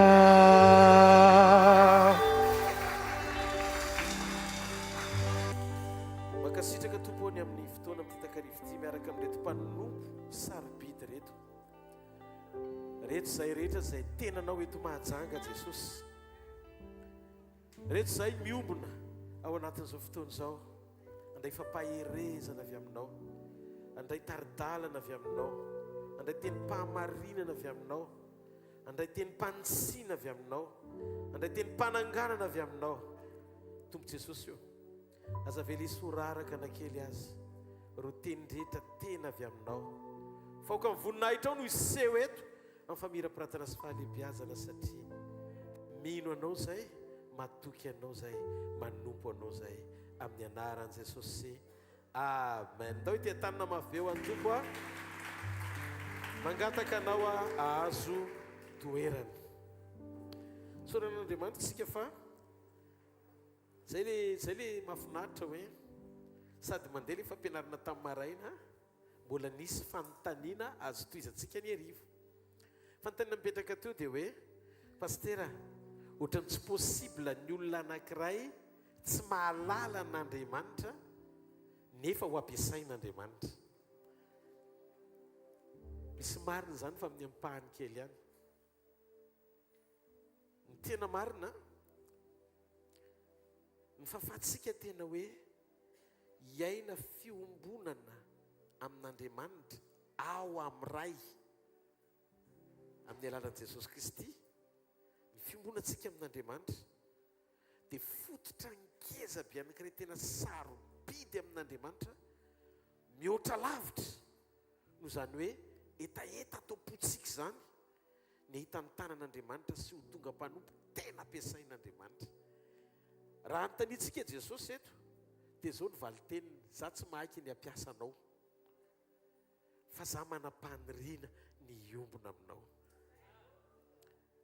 Ndao ny antsika hijery ty fahamarinana ty. Efa hitantsika angamba le teny tao amin'ny Lioka 10:7-7 zao mivaky ny teny. Ary ny fitopolo lany verina tamin'ny fifaliana ka nanao hoe, Tompo, na ny demonia aza dia manaiky anay noho ny anaranao. Dia tany Mateo 9:9 koa tsika nahita ny 12 lany irahan'i Jesosy, nandroaka demonia, na nasitrana boka, nanangana hatramin'ny maty aza. Nasain'i Jesosy nanao an'izany asa zany ry zareo. Nefa ao amin'ny Mateo 9:9 tena mahavariana be ny zavatra nitranga tao. Fa mba nisy fotoana Jesosy malala nanontany andreo apôstôly namandreo, ireo apôstôly mpianandreo sady sakaizany hoe, amin'ny 9:7 amin'ny Jona 9:9, ary rehefa tonga tany amin'ny faritany Kaisaria Filipo Jesosy dia nanontany ny mpianana izy ka nanao hoe, ataony olona ho iza moa zanak'olona? Dia hoy ireo, hoy ny sasany, mpianany mamala an'io a, Jona mpanao batesy, dia hoy ny sasany Eli, ary hoy ny sasany Jeremia, ny sasany ny anankiray amin'ireo mpaminany. Ary hoy Jesosy, fa ianareo kosa manao hoy izy. Dia namaly Simona Petera ka nanao hoe, ianao ny Kristy zanak'Andriamanitra velona. Dia namaly Jesosy ka nanao tamin'ny Petera hoe, sambatra ianao ry Simona Barjona, fa tsy nofo aman-drano maneho anao zany fa ny raiko izay ny an-danitra. Ary zao milaza aminao koa, ianao ny Petera, ary ambonin'ity vato lampy ity no anorenako, no oroko ny fiangonako, ary vavady ny fiainatsita tsy haresy azy. Hitantsika ve? Zavatra mitranga eto. Ny mpianatra nampiasain'i Jesosy be rehefa nirahany, ary nandemonia aza nanaiky andry zareo. Fa rehefa tonga ny fotoana mba nanontaniany Jesosy hoe, fantatrareo ve zahako? Tsy nafantatra an Jesosy nareo nefa nampiasainy mialohan'ny fotoana nanontaniany Jesosy ny marina momba azy, tsy fantatrareo mpianany. Manaraka ny rano fotsiny zany kay ry zareo ty, mandeha irana manasitrana dia mandeha manasitrana, fa tsy mahalala akory zay naniraka azy. Ka possible ny olona tsy mahalala n'Andriamanitra fa ampiasain'Andriamanitra rehefa misy teny inony anyrana azy ka ifikiriny. Dia iny teny iny no teto no nahitako hoe, ay tsy olona no hamarinina ao anaty asa fa ny tenin'Andriamanitra maniraka anao no hamarininy rehefa izy no miantoka ao ambadiky ny fanirahany. Menao ve nareo? Jereo tsara ro tenindreo ny zavatra mitranga ny amin'ny fahalalana. Eto zany resaka mikasika mba ny fahalalana. ka ny fahalalana dia tsy any amin'izay mihitsy ny sakana atonga an'Andriamanitra iseho na tsy iseho. Anamarina anao amin'izay zavatra fantatrao izy na anameloka anao amin'izay zavatra fantatrao. Fa ny zavatra voaraintsika eto révélation tena mitombona mikasika momba ny fahalalana dia zao hoe raha ny fahalalantsika ihany no entintsika miseho anatren'Andriamanitra dia tsy hitasitraka amin'Andriamanitra tsika satria Andriamanitra tsy ho fantatrao mihitsy izy fa izy no maneho ny tenany aminao. Révélation ny ilain'Andriamanitra. Jereo Petera vao nanomboka mipotra avy any Petera sensible amin'ny feo ara-panavy amin'Andriamanitra hoe ianao ny Kristy zanak'Andriamanitra, tonga teo Jesosy hoe sambatra ianao. Tonga dia nahazo fahasambarana tampoka teo Petera. Sambatra ianao ry Simona Barjona. Izany hoe misy fahasambarana omen'Andriamanitra ny olona manokana. Tsy hoe miezaky ny ahalala azy ohatran'ny mpianatra reto milaza hoe Eli io e, ny anankiray amin'ireo mpaminany io e, Jona mpanao batisa ihany io e. Fa ozy izy eto. Inona ny lazainy teto? Ianao ny Kristy zanak'Andriamanitra dia ozy izy sambatra ianao fa ny fahasambarana tao amin'ity fanjakana ity tsy manao lovatsofina ara-pahalalana. Ary io problème amin'izao ny faran'izao. Lovatsofina mibetsaka. Zao ny révélation bénigne. Révélation ny nampitondraina ny pastera Yann. Pastera Yann ny teny zavatra ohatr' izao. Tsy izay ilay andrasan'Andriamanitra aminao fa le révélation teraka avy amin'ny communion personnelle tsy maharety eka ao an'Andriamanitra. Le révélation itenenan'Andriamanitra aminao manokana ny momba azy. Rehefa fantatrao le révélation avy amin'Andriamanitra dia nomboko fantatrao fa tsy hoe zay zavatra nampitondraina ny hafa dia marina daholo. Aloha tsika ametraka tsara androany hariva fa tsy voatery ho marina zay fanambarana eny ambavan'ny olona malaza na mpanompon'Andriamanitra azy izy.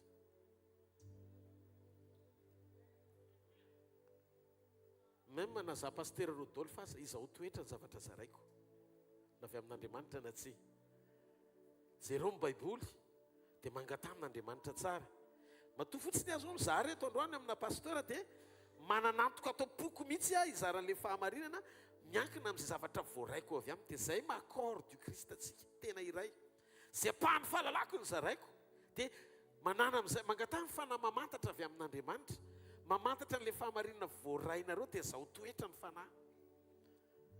Ho fantatrareo ny marina ary ny marina no afaka anareo tsy ho andefo. Hoy Jesosy tamin'ny Petera, ny ray no maneho révélation anao fa tsy hoe connaissance. Eto Jesosy tsy miresaka mikasika momba ny fahalalana fa miresaka izy mikasika momba ny révélation. Ka ny fanahy ray ny tenin'Andriamanitra fa tsy izay voasoratra. Ny fanahiny iray no maneho ilay tena teny avy amin'Andriamanitra fa tsy izay voasoratra. Verenao kely hoe dinionareo ny teny soratra masina fa heverinareo fa avy ao ny azahoanareo fiainana. Ireny nefa ozy izy manambara azy Jesosy. Kanefa ny olana ozy izy tsy mety manantona anareo. Ny tena fiainana amin'ny fahalalana an' Jesosy mitarika anao anantona azy fa tsy hanalavitra azy. Midika fa tsika tsirairay avy mila mananantoka ao ambadiky ny fandiniantsika teny fiainana hoe nandray avy amin'Andriamanitra. Ny alalana fa ny fivoriam-bavaka natrehan'ny olona izay ho ambany fa efatsika mpitandrina sy napetrak'Andriamanitra ondry andrasantsika. Ny alalana fa tena avy amin'Andriamanitra io fivoriana io nanantona an' Jesosy ny olona rehetra. Rehefa rava ny fivoriana vita ny toriteny sy ny afatra rehetra nampitondray ny tompo antsika, sokatra masom-panahy olona na alalan'Andriamanitra. Fa raha ohatra ka mientanentana be fotsiny izy amin'ny profesia ny denody, nataontsika hoe na tsy ary teny izy hoe tena voata be satria namafy be tao amin'ny fanjakan'Andriamanitra. Nefa tsisy fiantraikany teo amin'ny toe-panahiny, amin'ny fiovany, ahalalany sy ombonany amin'Andriamanitra ny zavatra nyzaraintsika dia tsy afa-po tao anatin'izay fivoriana izay Andriamanitra. Inona ny gain'Andriamanitra tao anatin'izay fivoriana izay? Inona ny gain ho an'Andriamanitra tao anatin'izay fivoriana izay? Ny tombony n'Andriamanitra anatina fivoriana anankiray dia fanahana mpanota anankiray tena ny ovafo sy mibebaka ary miverina tamin'Andriamanitra. Ny ankoatran'izay tsisy gain ho an'Andriamanitra. Areto dia te hilaza amintsika manokana mikasika momba ny fanatitra maro antsika no miteny hoe ianao ohatra ny anty fanatitra pasteur Rodolphe raha ny fahinona ny fampianaranao dia ohatra ny tsy dia tena mampirisika ny olona ianao, tsy mba mampirisika ny olona ianao anao fanatitra, tsy mba mampirisika ny olona ianao mba anatetra ny olona ho voata, fa raha tsy manome ny olona dia tsy voata e.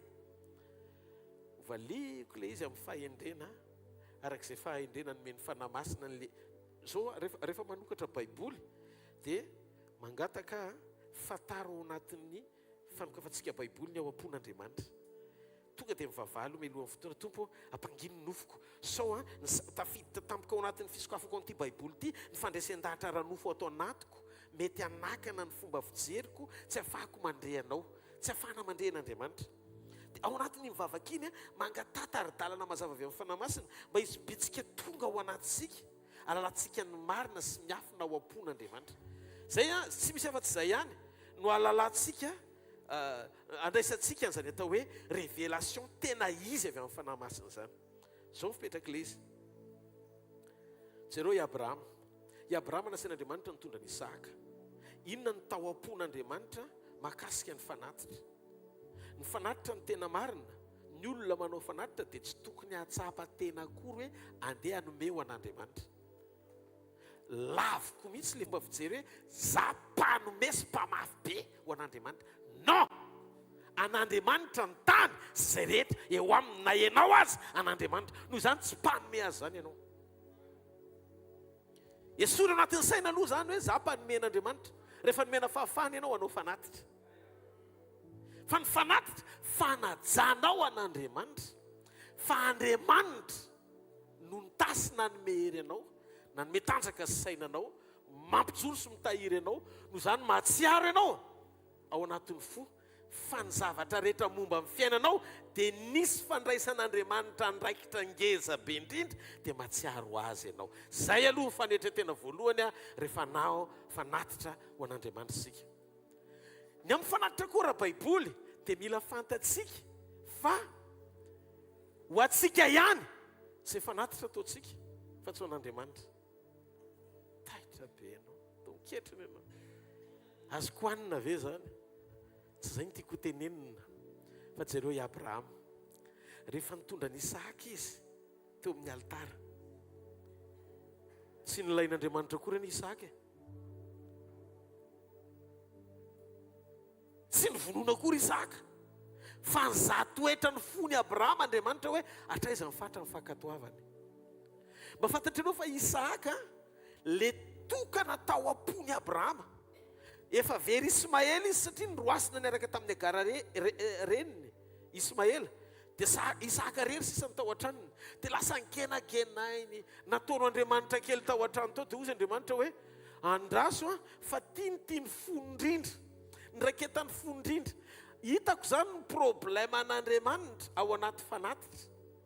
Ny zavatra tian'Andriamanitra ho hita eo am-panaovana fanatitra dia ny olona anankiray votsitra ny ao am-pony tsy miraikitra amin'ny tany fa maneho eo anatrehan'Andriamanitra amin'ny fofeny fankatoavana mametraka azy ho ambony mendrika tsara indrindra ary tompony fiainany.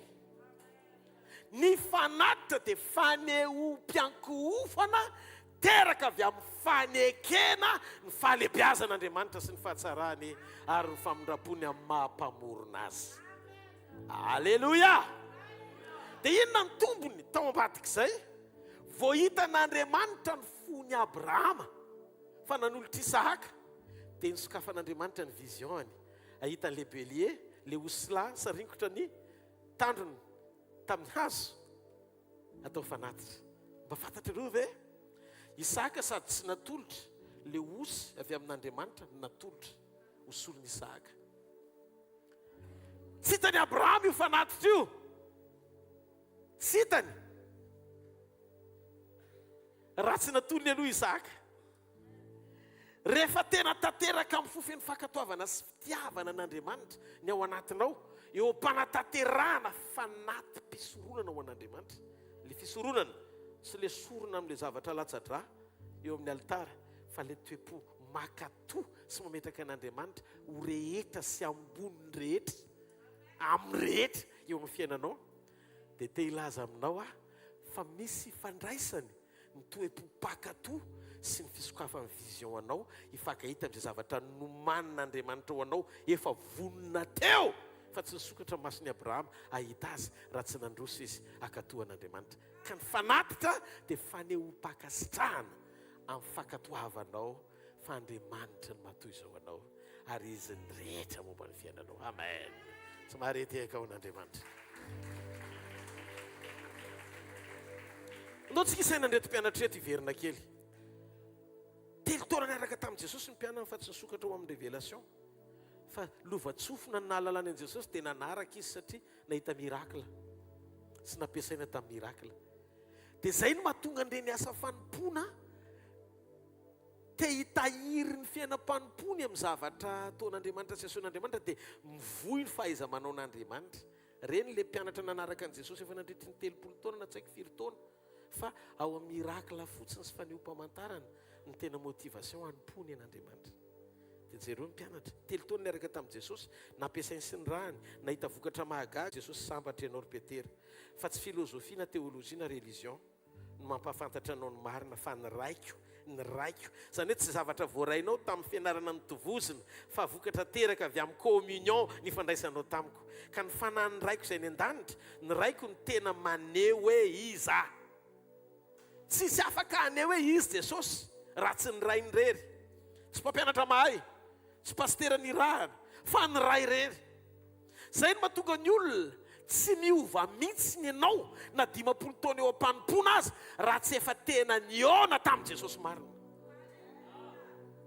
Ny fionanao amin'i Jesosy sy ny fahalalanao no marina momba azy, révélation momba azy. Ny manokatra ny ao anatinao dia miteraka transformation totale. Izany hoe ianao lasa miova tanteraka raha avy any am-pile ianao dia lasa fasy. Izany ny atao fiovam-po tanteraka. Mba fantatrao ve fa tsy afaka niova ny Zakaios raha tsy nitrano tao an-tranony Jesosy. Fa ny problème le teny romanina nazy fankasitrahana ny amin'ny fahaizany mampiasa finoana anangana ny zanany lahy marary any an-trano. Hoe le kapiteny romanina mbola tsy hita finotry teo Jesosy. Bravo, tsara finoa le kapiteny romanina.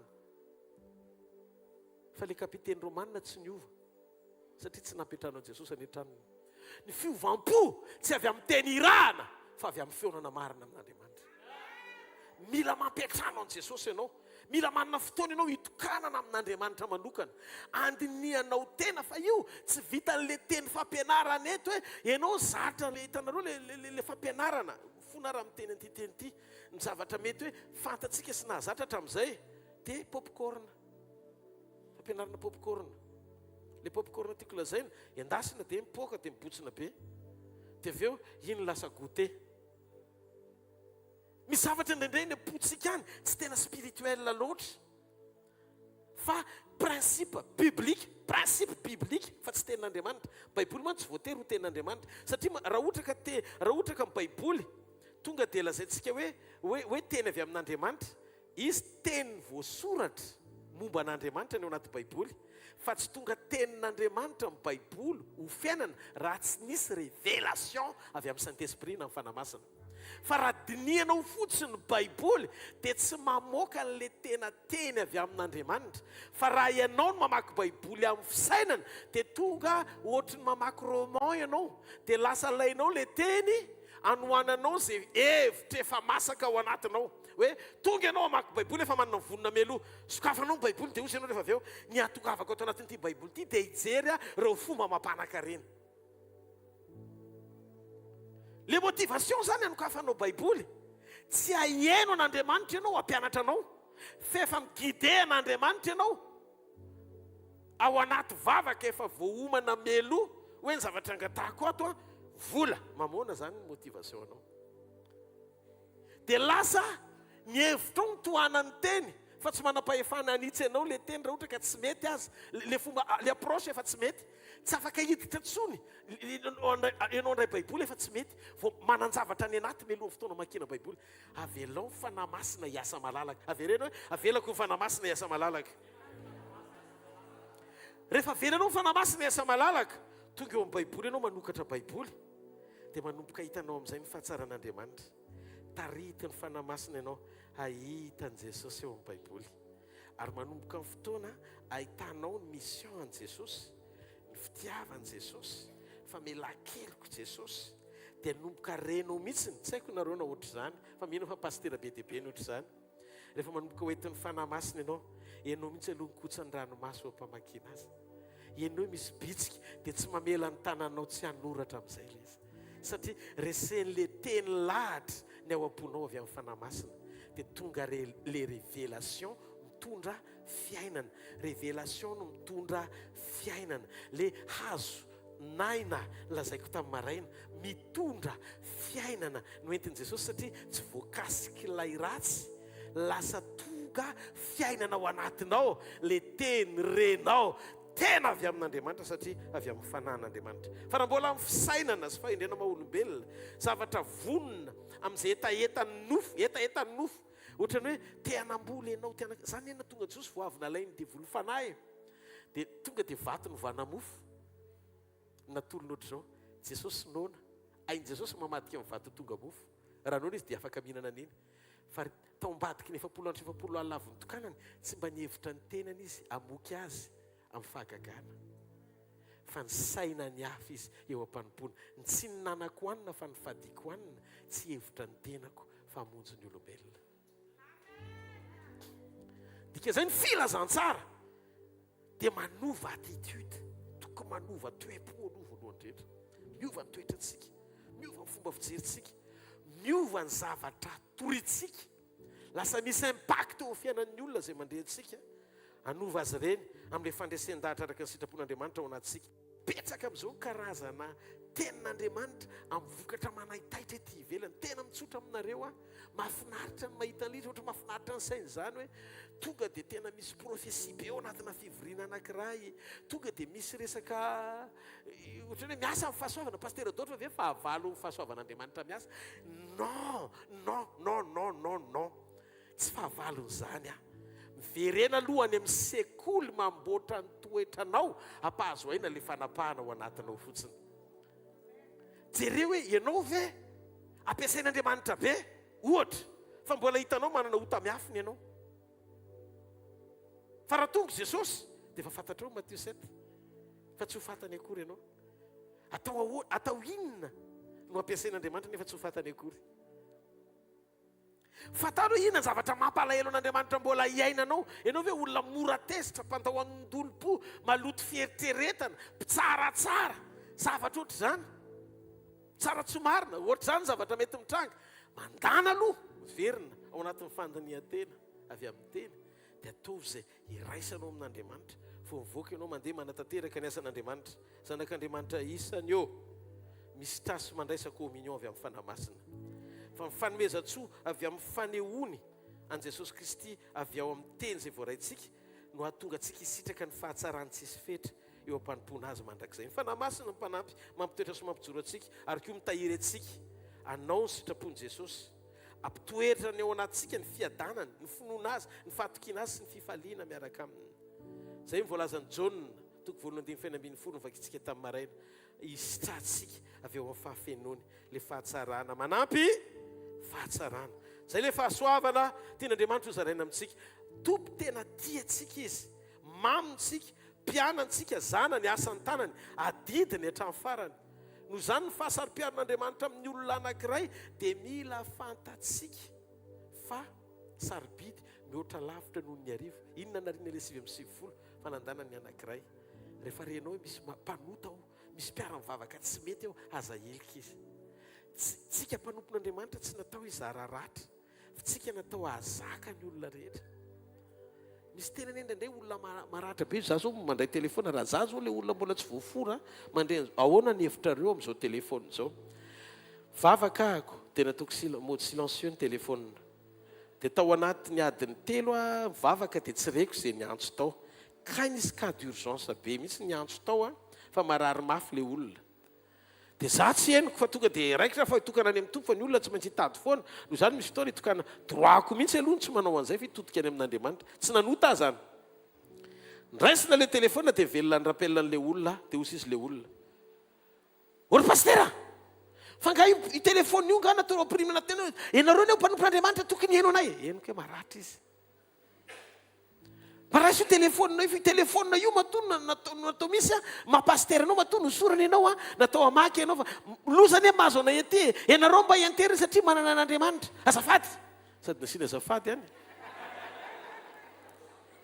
dia tena teo zany tonga dia tonotono be foko ndre ohatrany nasehon'i Jesosy olona marary mahafiditra ao bloky a dia nisy docteur nanosika azy wow dia felany le marary le docteur satria nietsika le krizin'le retina tsy zakan'le olona dia hodidina izy ho faty izy sa ho velona rehefa avy eo tafanina le docteur fa raha ohatra mandray fepetra le docteur dia migety an'le marary roa niditra ao amin'ny fandidiana efitra fandidiana marary roa fa le docteur narorana na asiana totondry natao iny tokony etrehitra izy hoe misy krizy le marary dia mila famonjena be dia be ny marary maty tonga tany amin'ny dokotera marary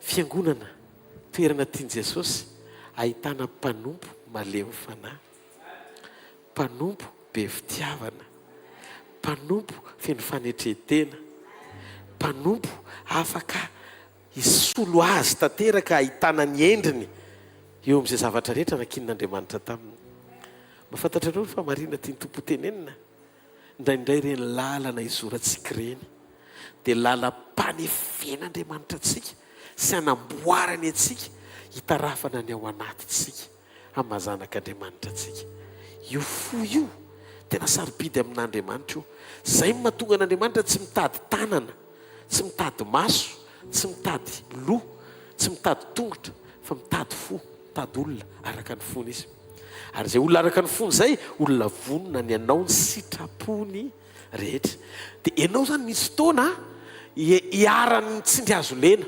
amampanompon'Andriamanitra anao fa ianao tsy navelan'Andriamanitra ho maivava reny zany ianao tsy lalana mihitsy tsony le hoe tonga dia miakatra ianao tonga dia miakatra dia miteny zavatra tsy ampiheverana tsy mpanompon'Andriamanitra ny olona mbola tsy tokony hanomboka akory raha ohatra zany ny toetra amen mamboatra aloha tsika ny ao anatintsika ao hifanaraka amin'ny sitrapon'Andriamanitra tsara manaiko tefen'Andriamanitra ndony atsika etrehitra raha tsy tonga saina mila tonga saina zay le tonga saina mifananana an' Jesosy Petera zao teo mbavadiny tsara endrika nisy malemy teo hatrany ambohaka tsy tonga saina mihitsy izy anangana an'io malemy io raha tsy tapaka tsisy vola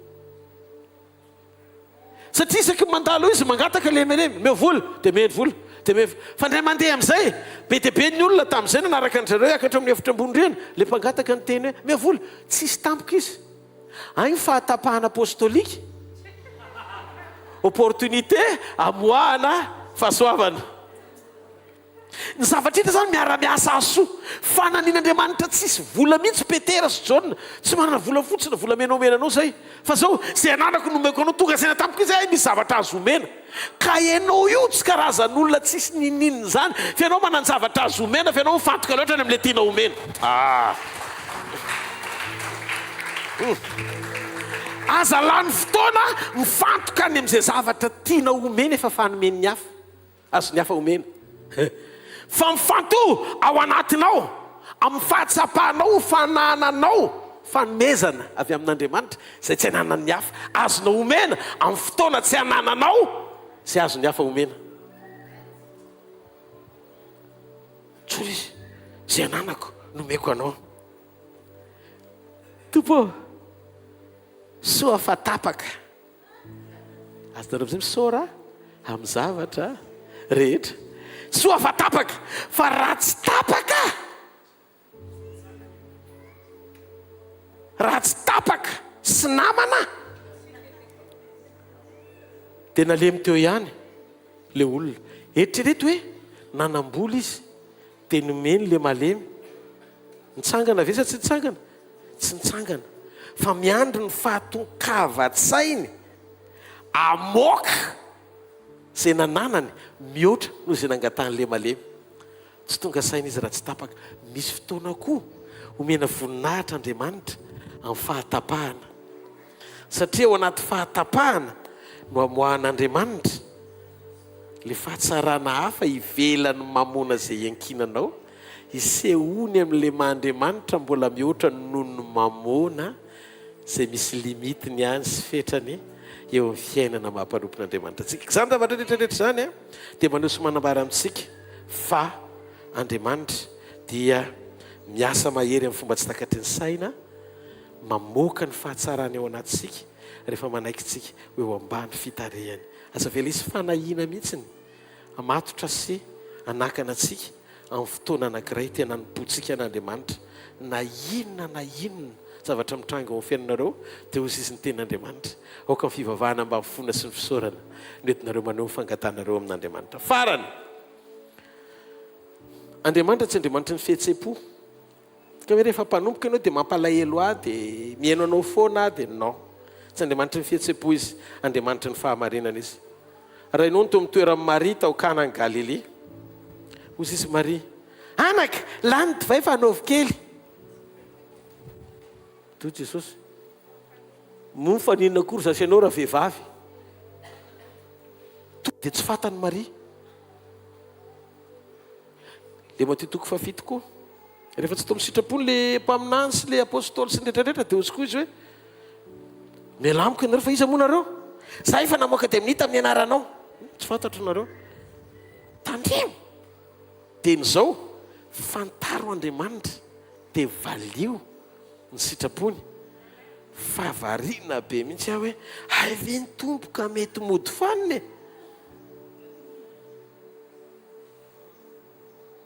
Maria ve dia tsy fantany hoe fa ninona izy?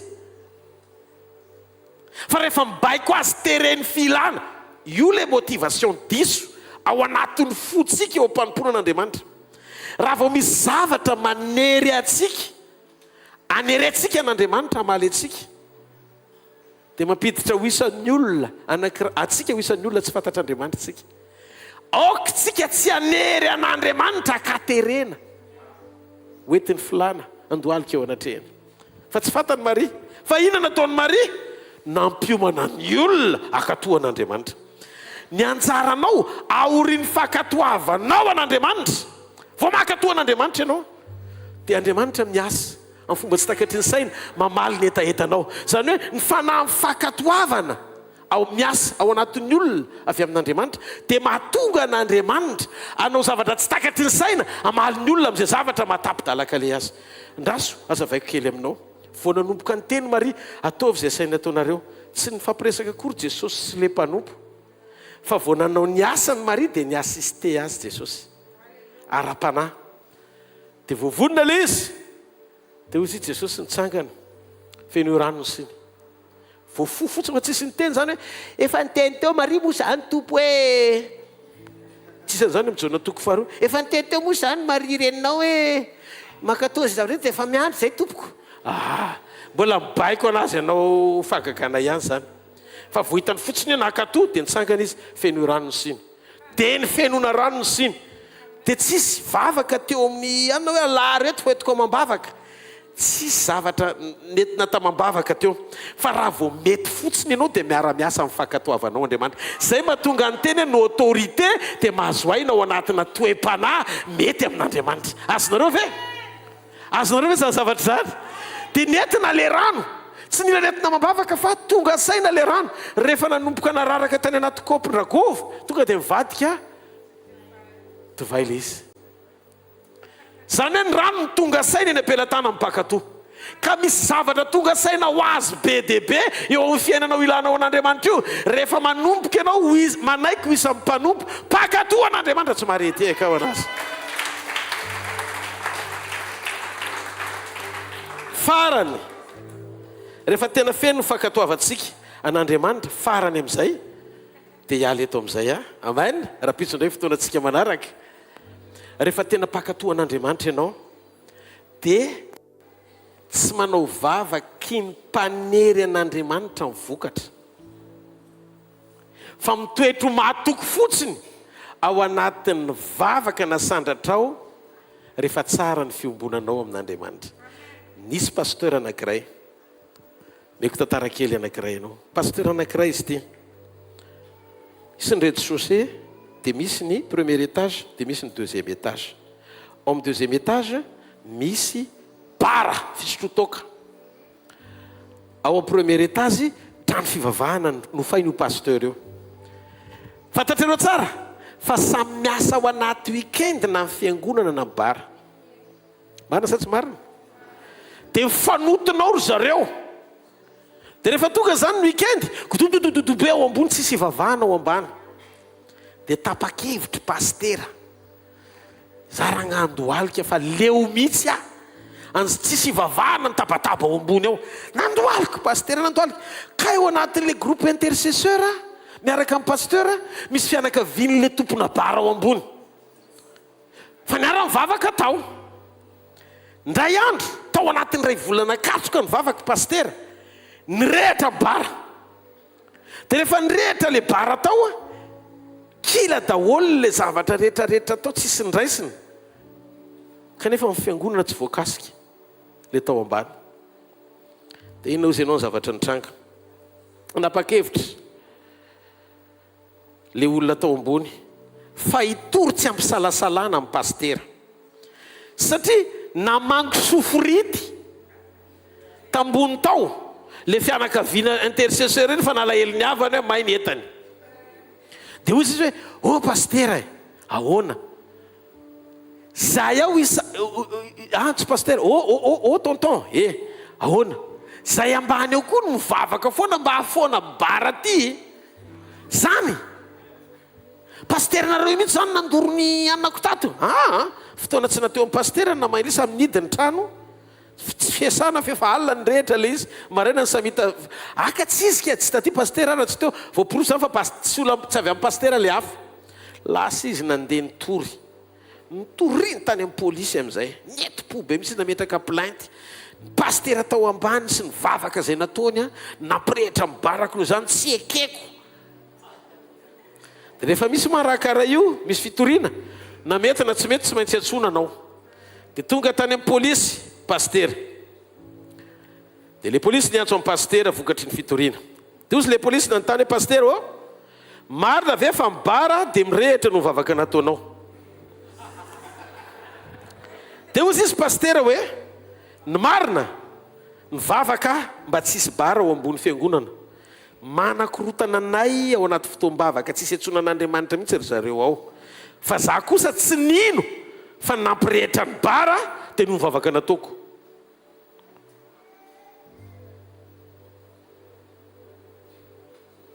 Nareo ve mino ozy izy pastera fa nampirehitra ny bara io dia nhery mivavaka nataoko.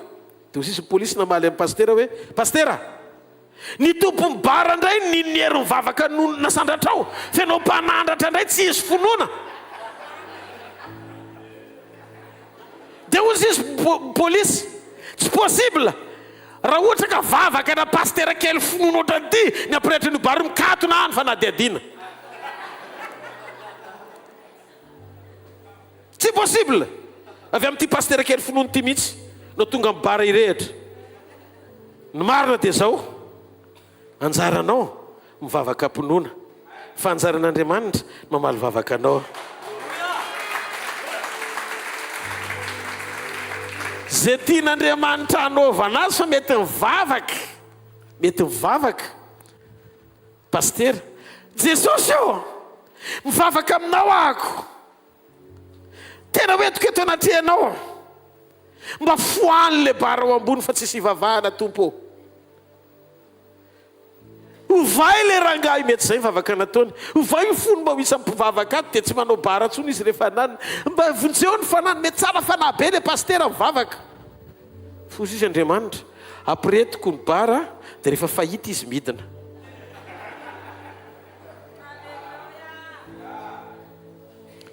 Ka le fomba malian'Andriamanitra tsy voatery ianao no mikomande hoe ampireto le bara. Vavaka ny olona kizitina sy ratsy fanazana. Fa nivavaka valian'Andriamanitra honenan'le tompona bara ianao hamonjy ny fanana. Ohatran'izany na io tokantranonareo ohatrano azany problème amin'io tokantranonareo ohatrano ny olantsika indraindray le vaditsika tsy tena hoe tsika amin'Andriamanitra amin'ny alahelo ny fiainam-panahiny fa tsika tsy misitraka volany mampitomany antsika makany amin'ny mpitandrina hoe volako tsy hitako tsony, tsy hitako za tsy voasafosafo tsony. raha vao ampidininao le ady eo amin'ny nofo dia tsisy vokatra mihitsy ho azonao. Zany mahatonga ny Jesosy miteny aoka ny fivavahana mba mifonana sy ny fisaorana ny entinareo maneho fangatanareo amin'Andriamanitra. Sao misy olona disy vavaka, lasa vavaka inkizitina, mora testa, hoetim-po no entinao miteny tsy fantatra io nefa fonao misirako liko takatakara nefa ny ato.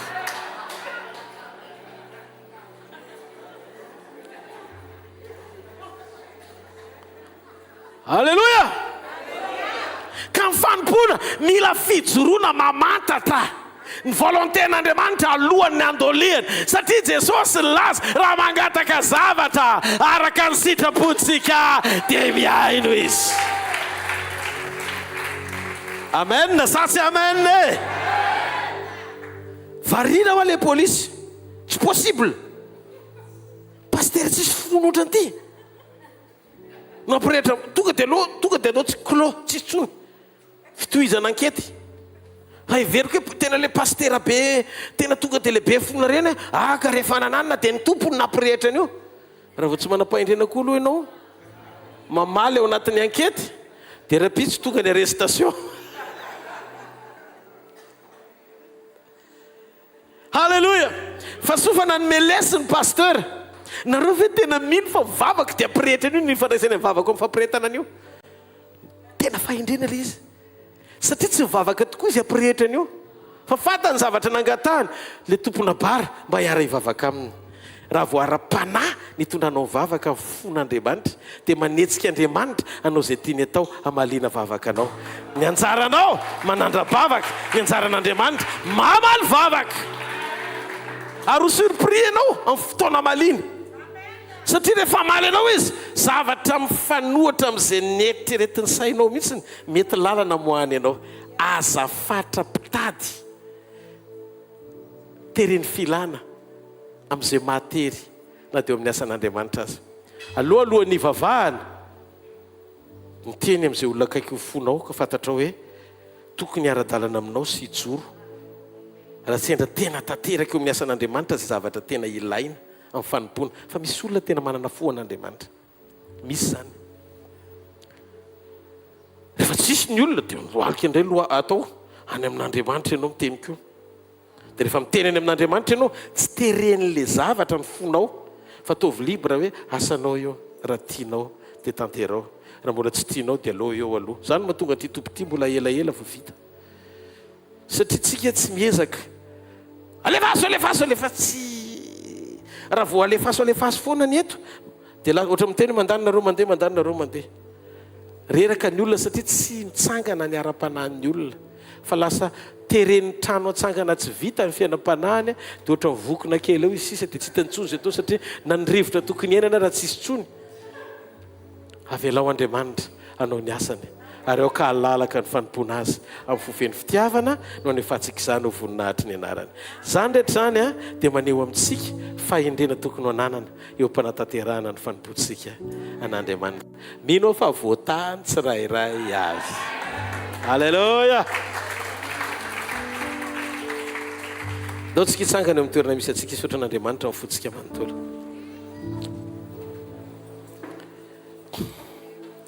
Andriamanitra rany tsara indrindra izay ny an-danitra. Te hisaotra sakasitraka anao zay ny amin'ny fitiavanao sy ny famindram-ponao androany.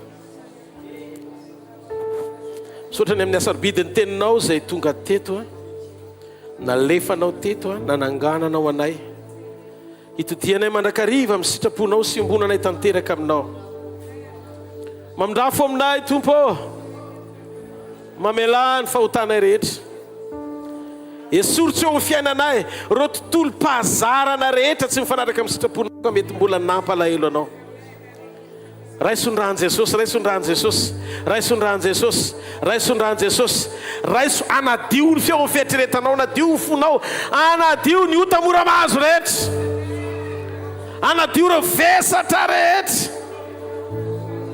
Hoentin'ny Satana matorana ny saitsika, ny fotsika, tsy afatsika tena miaina amin'ny sitrapon'Andriamanitra tsara. Mangata amin'Andriamanitra androany arivo mba hifankahita amin'ny fahatsarany, mivavaha ao amin'ny fanahy sy ny fahamarinana. Dia aok'Andriamanitra mitondra anao amin'ny fahafenon'ny hery, anafaka anao amin'ny gada rehetra, anaisitra ministera anao amin'ny salobona rehetra, iombona amin'ny Kristy ministera anao, ahita ny voninahitran'Andriamanitra ministera nankiny aminao.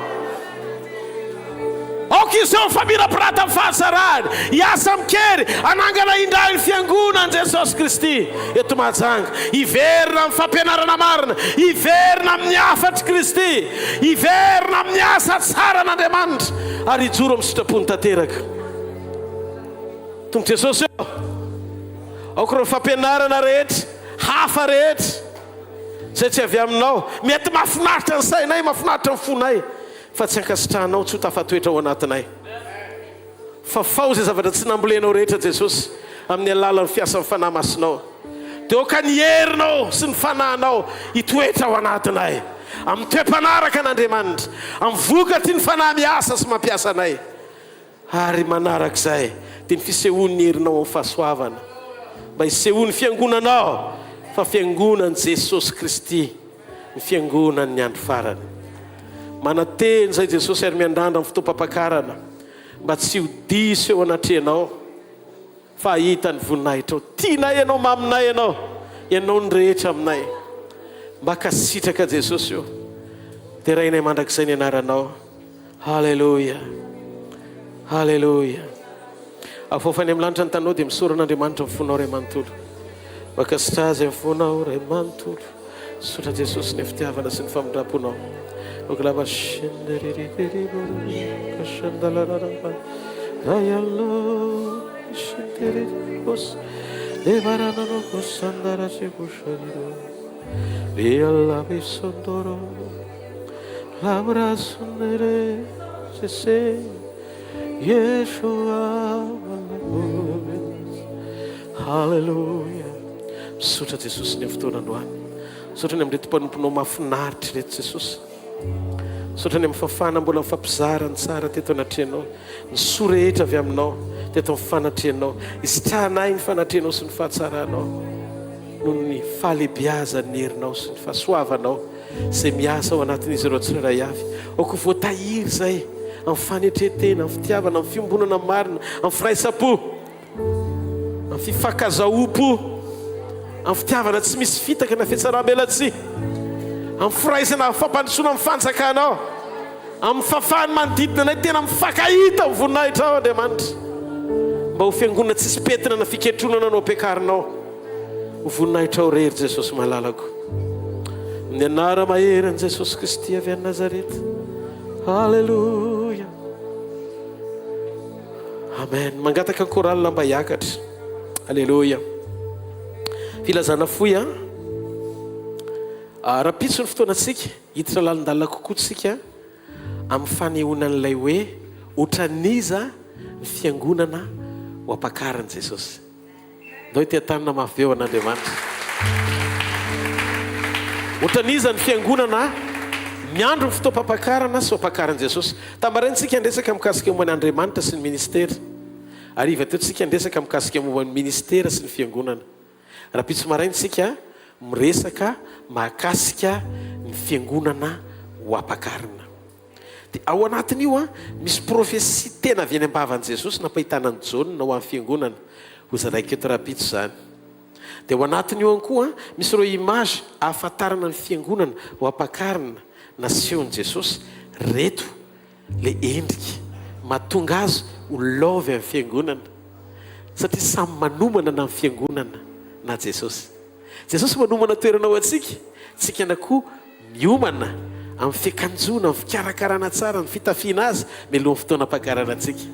Dia ao anatin'io secret io, rapitso maraina io zava-miafina io, an'io zaraiko amin'ny atsipriany eto amin'ny fanatrehan'Andriamanitra. Tsika tsy jeran'le amin'ny hoe mbola tafiditra be loatra any amin'ny resaka eschatologisme ny ohatr'izany, fa lisy tena révélation mihitsy ny avy amin'ny Saint-Esprit koa anehoana amintsika ny fahamarinana tokony ananantsika eo am-piomanana mialohan'ny fotoana ampakarana antsika. Atsangano ny tanareo raha tena mba mitovytsika hoe ny antony zao azakazaka izao dia ho amin'ny fiomanana amin'ny fotoam-pampakarana daholo, satria tsika efa mihevitra dia ny meloa no mandrakizay izay isantsika rapitso.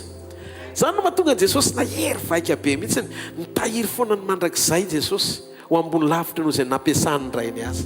ny fotoanan'i Jesosy teo pototry ny vavaka mihoatra lavitra no fotoana nandehanany nandendenanao soa. Dia eritrereto hoe rehefa mitombo ny fotoana itokanany dia tsy avelan'Andriamanitra lany andro eny am-panaovana asa izy kasika fotsiny marary dia sitrany renretreretra ireny zany indisy mpaneho mpamantarany hita maso fotsiny fa tsaran'le communion satria Andriamanitra ray maika niombona aminy ary Jesosy koa maika iombona amin'ny rainy. Tokony ho toy izany ny fiainantsika. Tadiova atsika pastera ny olona tsy maintsy mila atsika foana rehefa hitady an'Andriamanitra izy. Noho izany tsika mila mitady an'Andriamanitra mihoatra noho ny fitadiavan'ny olona atsika.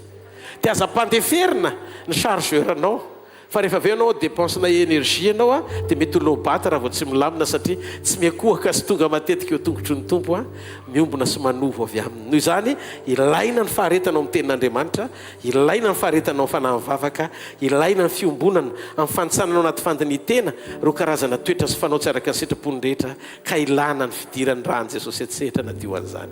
Aza dino andeha lavitra tsika miaraka amin'Andriamanitra. Alléluia. Quel sisa de lasy zao amariny so misy mamatotra anao faralasy eo ny olo eo no raisinanao sy nisy zegny tsisy azo atao quel sisa de lasy zao amariny zao bibebake zaite ande oto efa tiksik zao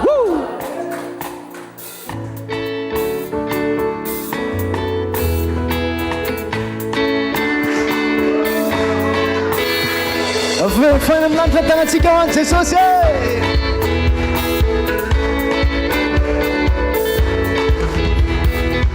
tsy fanambanina fa aza tesena hoe fa tsy haiko ny angina hoe avelao am'izao hoe miafantina raha tiana toko resana ihany aloha Jesosy famonjena tsy mandende ho azy safidy fanomeny ho avy tsy ankany anazy efa atry ny elabe zay nateraky indray ihany mandeha ny andro famindram-po kely sisa hitsena zeny amin'ny raony lany drisika ny andro famindram-po zay de lany ribe ambo-po ho tavela ety an-tany tsisy akivilivily fa na misotro na mamily tsisy anapa-kevitra mitoeranao homanikio ny di na andehanao na tsy afaky lazina hoe tsy nisy nampandre fa efa kely sisa de lasa amariso misy mamatra anao faralasy ony olo eo no raisinanao ny pitsoniny tsy misy azo atao kely sisa de lasa afatra valo de lazalazao mibebake zay te andeha aoninao fa eo indrindrosika zao atao maboly atanatsika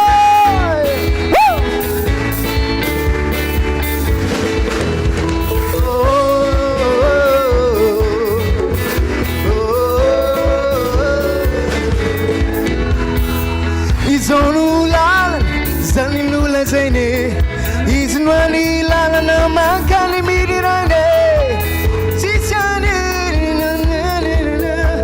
anytsara ny miaraka azy re nalasa zao alaivo sarany zane raha tsy lasy anao marary ranene mba tsisy aneny nanjerijereo fa tsara ny miaraka azy reo ny andro famindram-po kely sisa hitsena zeny amin'ny raony lany drisika ny andro famindram-po zay de lany ribe ambo-po ho tavela ety an-tany tsisy akivilivily fa na misotro na mamily tsisy anapa-kevitra mitoe anao omanikionity na andehanao na tsy afaky ilazina hoe tsy nisy nampandray kely sisa de lasao amaritso misy mamanitra anao Paralasunyu Yonuresineno Nepitsunin Sisianzato Fakir Sisai Lasao Afata Fati Lazao Mi Pepake Zete Ande Oni no Fire in Deep Sixa Se funere Chokura Kura Kamafuanze Soze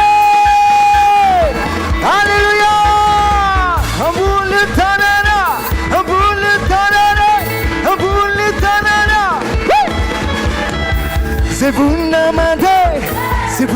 made, madama sara muse, auna na muse, tu putsa vida na we, pana pakapandida na we. Para pakapandida na we Sisam filfi Sisiaki Filipi na misutru Sisiaki Filipi na misutre Sebuna made Madama sana muse Auna na muse Kelsis de la sisawe Tela kelsis de la sisawe Amarin sumis mamanta na we Amaritso misma mangiano we Simis Sisiaki Filipi na misutru Sisiaki Filipi na misutre Sebuna made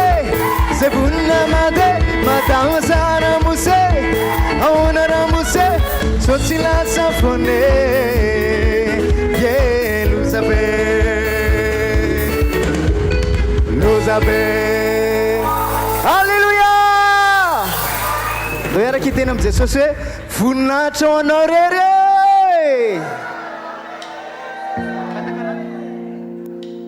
Aleluia E nem Jesus é merança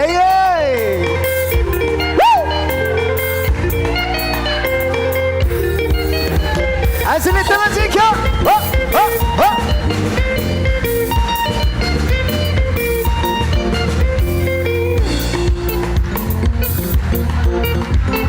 Maniri mafia fukricha mangata kanano now I send no train wangata kamikwe umego fatia pintamikwe I send a few cigarettes sandra Jesus mangata kanano now Maniri mafia fukricha mangata kanano now I send no train wangata kamikwe umego fatia pintamikwe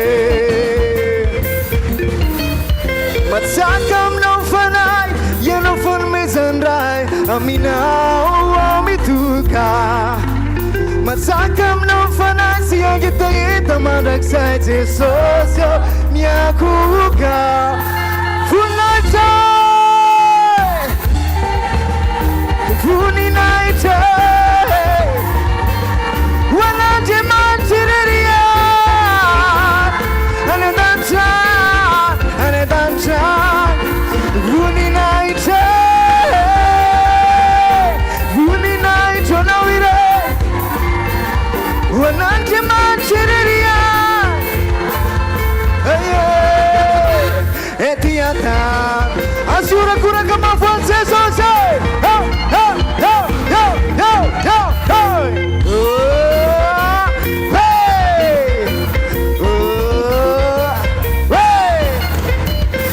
Jesus mangeta mangata kananom now Amni fanain fa marina na lidera now Ufa fapu am falling try Ifuna de mantara Oh yeah Jesus mangeta mangata kananom now Amni fanain fa marina na lidera now Ufa fapu am falling try Ifuna de mantara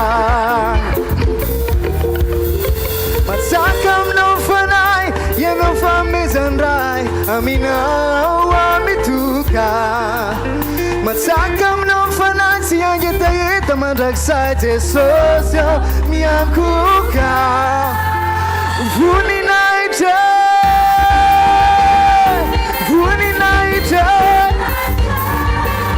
Wanante mani tereria, Anedantan, yeah, Anedantan, Vuninaitai,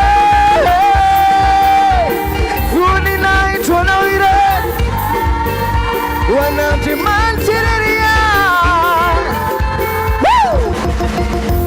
Etiata, somebody wants it so say.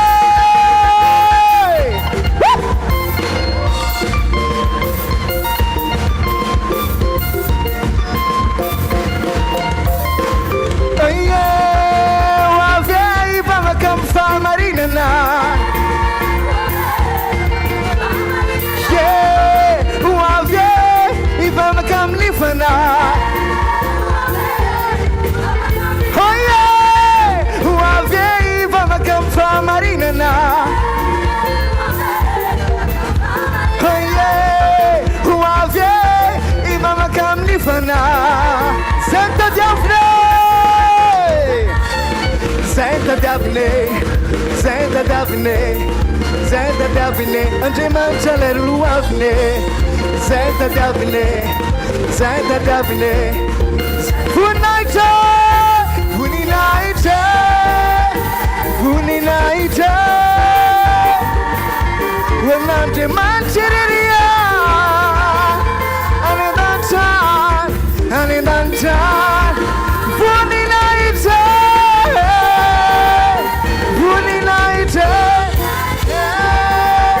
One in the mountain area,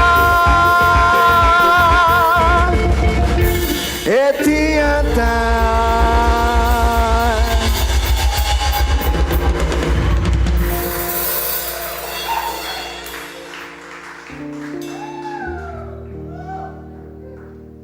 Hallelujah.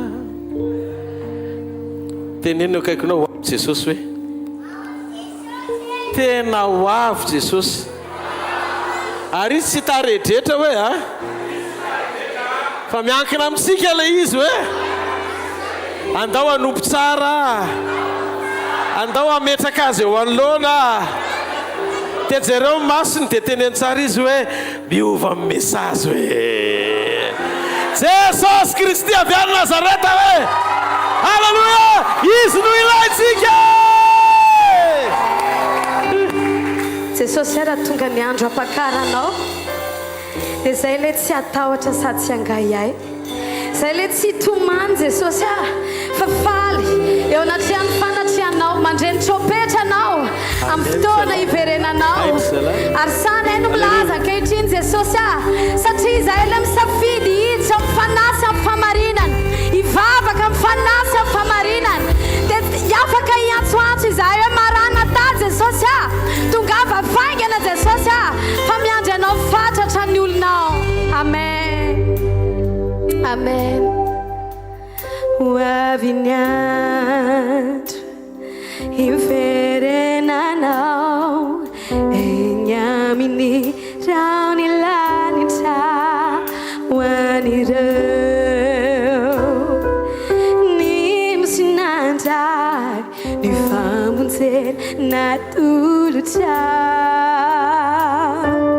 tsy hitomany ao tsy angaiay fa fantatro fisanjany ao efa voasoratra am-boky ny fiainana bizao efa natsangana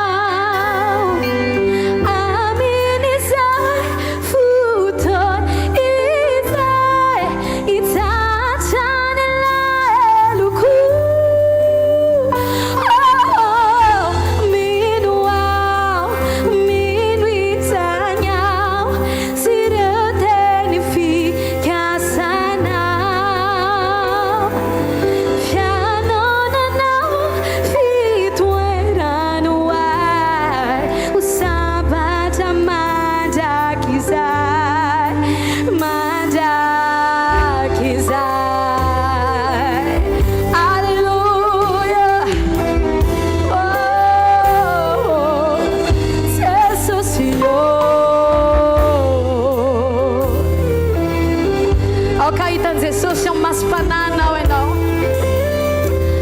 foan'ny zavatra rehetra ny ala sy rofirehetra hoesorinao amin'ny tenako ka izao sy ny momba itovy endrika aminao tsy sento intsonyao tsy tomanyao satria efa nila kana fisao efa novonjenao lazao e mino ao fiferinganao itondra eo amilanao aminiza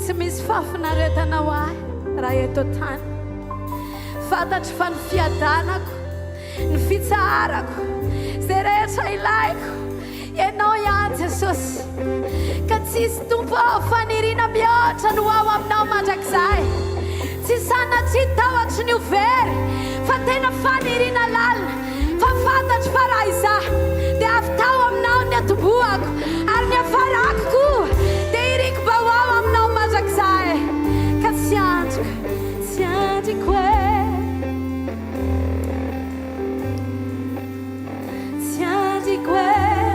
asandratony amin'ny tananao dia aokanao amiana azy amin'ny fananao aoka ho fotoana fifaliana ho anao fanenony tropesy alleluia tsy andriko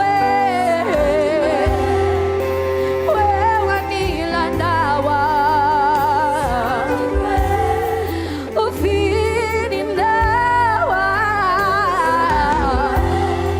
wakaiky mifonao ao Jesosy tsy andriko tsy andriko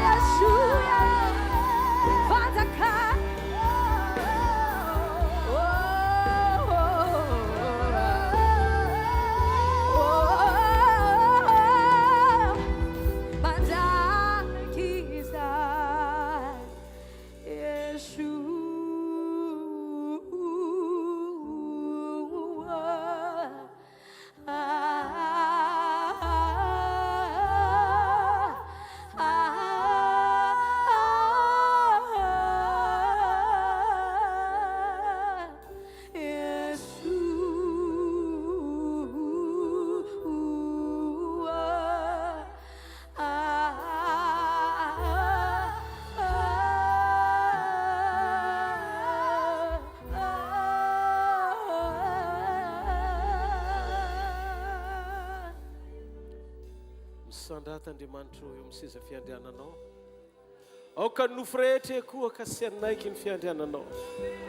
Aoka ny fiangonanao anandratra anao amin'ny kely sy voninahitra, amin'ny fonay, ny fananay, manaiky anao Jesosy. Akatoanao, anao ny sitrakao, hitoetra eo amin'ilay toerana irinao tianao ahitananay mandrakizay. Dia niakatosy anao ny sitraponao Jesosy. Makasitraka Jesosy. Atoloran Jesosy ny fanoloran-tenanao sy ny ministeranao. Teneny fotsiny tsotr'izao Andriamanitra hoe ho anao ny rehetra momba Andriamanitra, ny fiainako, ny ankonako, ny fanompoko, izay rehetra nankininao tamiko dia anao. Anao reny dia averiko any aminao ny voninahitra Jesosy.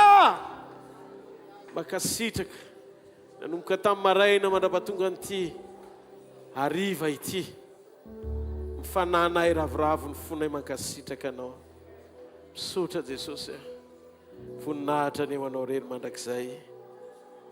Halleluja, amen dia amen. Andaontsika ity tanana mafy be ho an'Andriamanitra.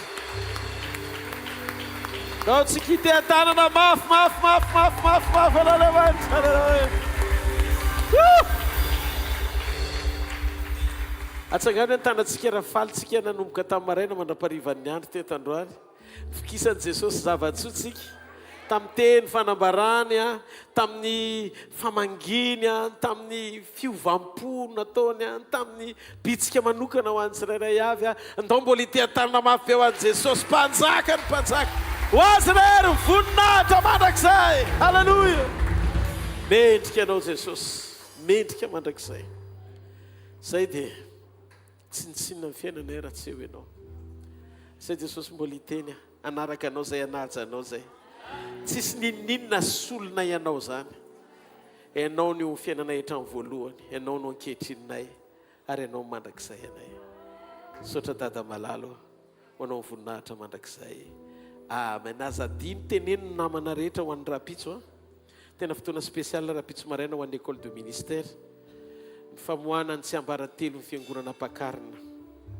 Dia napitso hariva ihany koa mbola ho an'ny ministera sy ny mpiandraikitra rehetra ihany koa miaraka ampitarina mbola eto ny fotoanantsika ho famaranana an'izany ho voninahitra Andriamanitra. Dia manomboka ny zoma misy programa kely ho an'ny jeune isaky ny hariva adiny 2 mpiakofana sy fiderana. Adiny 2 isaky ny hariva lakamisy zoma zoma sabotsy sy lahady le izy. Dia jeune zany miaraka eto mifampahery ho an'ny tanora.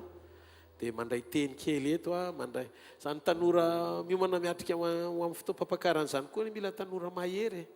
Raha mba fantatrareo fa fahatanyrana mihitsy ny ilan'Andriamanitra raha teneny koa ny tanora ao anatin'izay 3 andro zay, fa 3 andro tena hoe ionany amin'Andriamanitra zay. Ray soarantsodano zay tononoko amin'ny anaran'i Jesosy.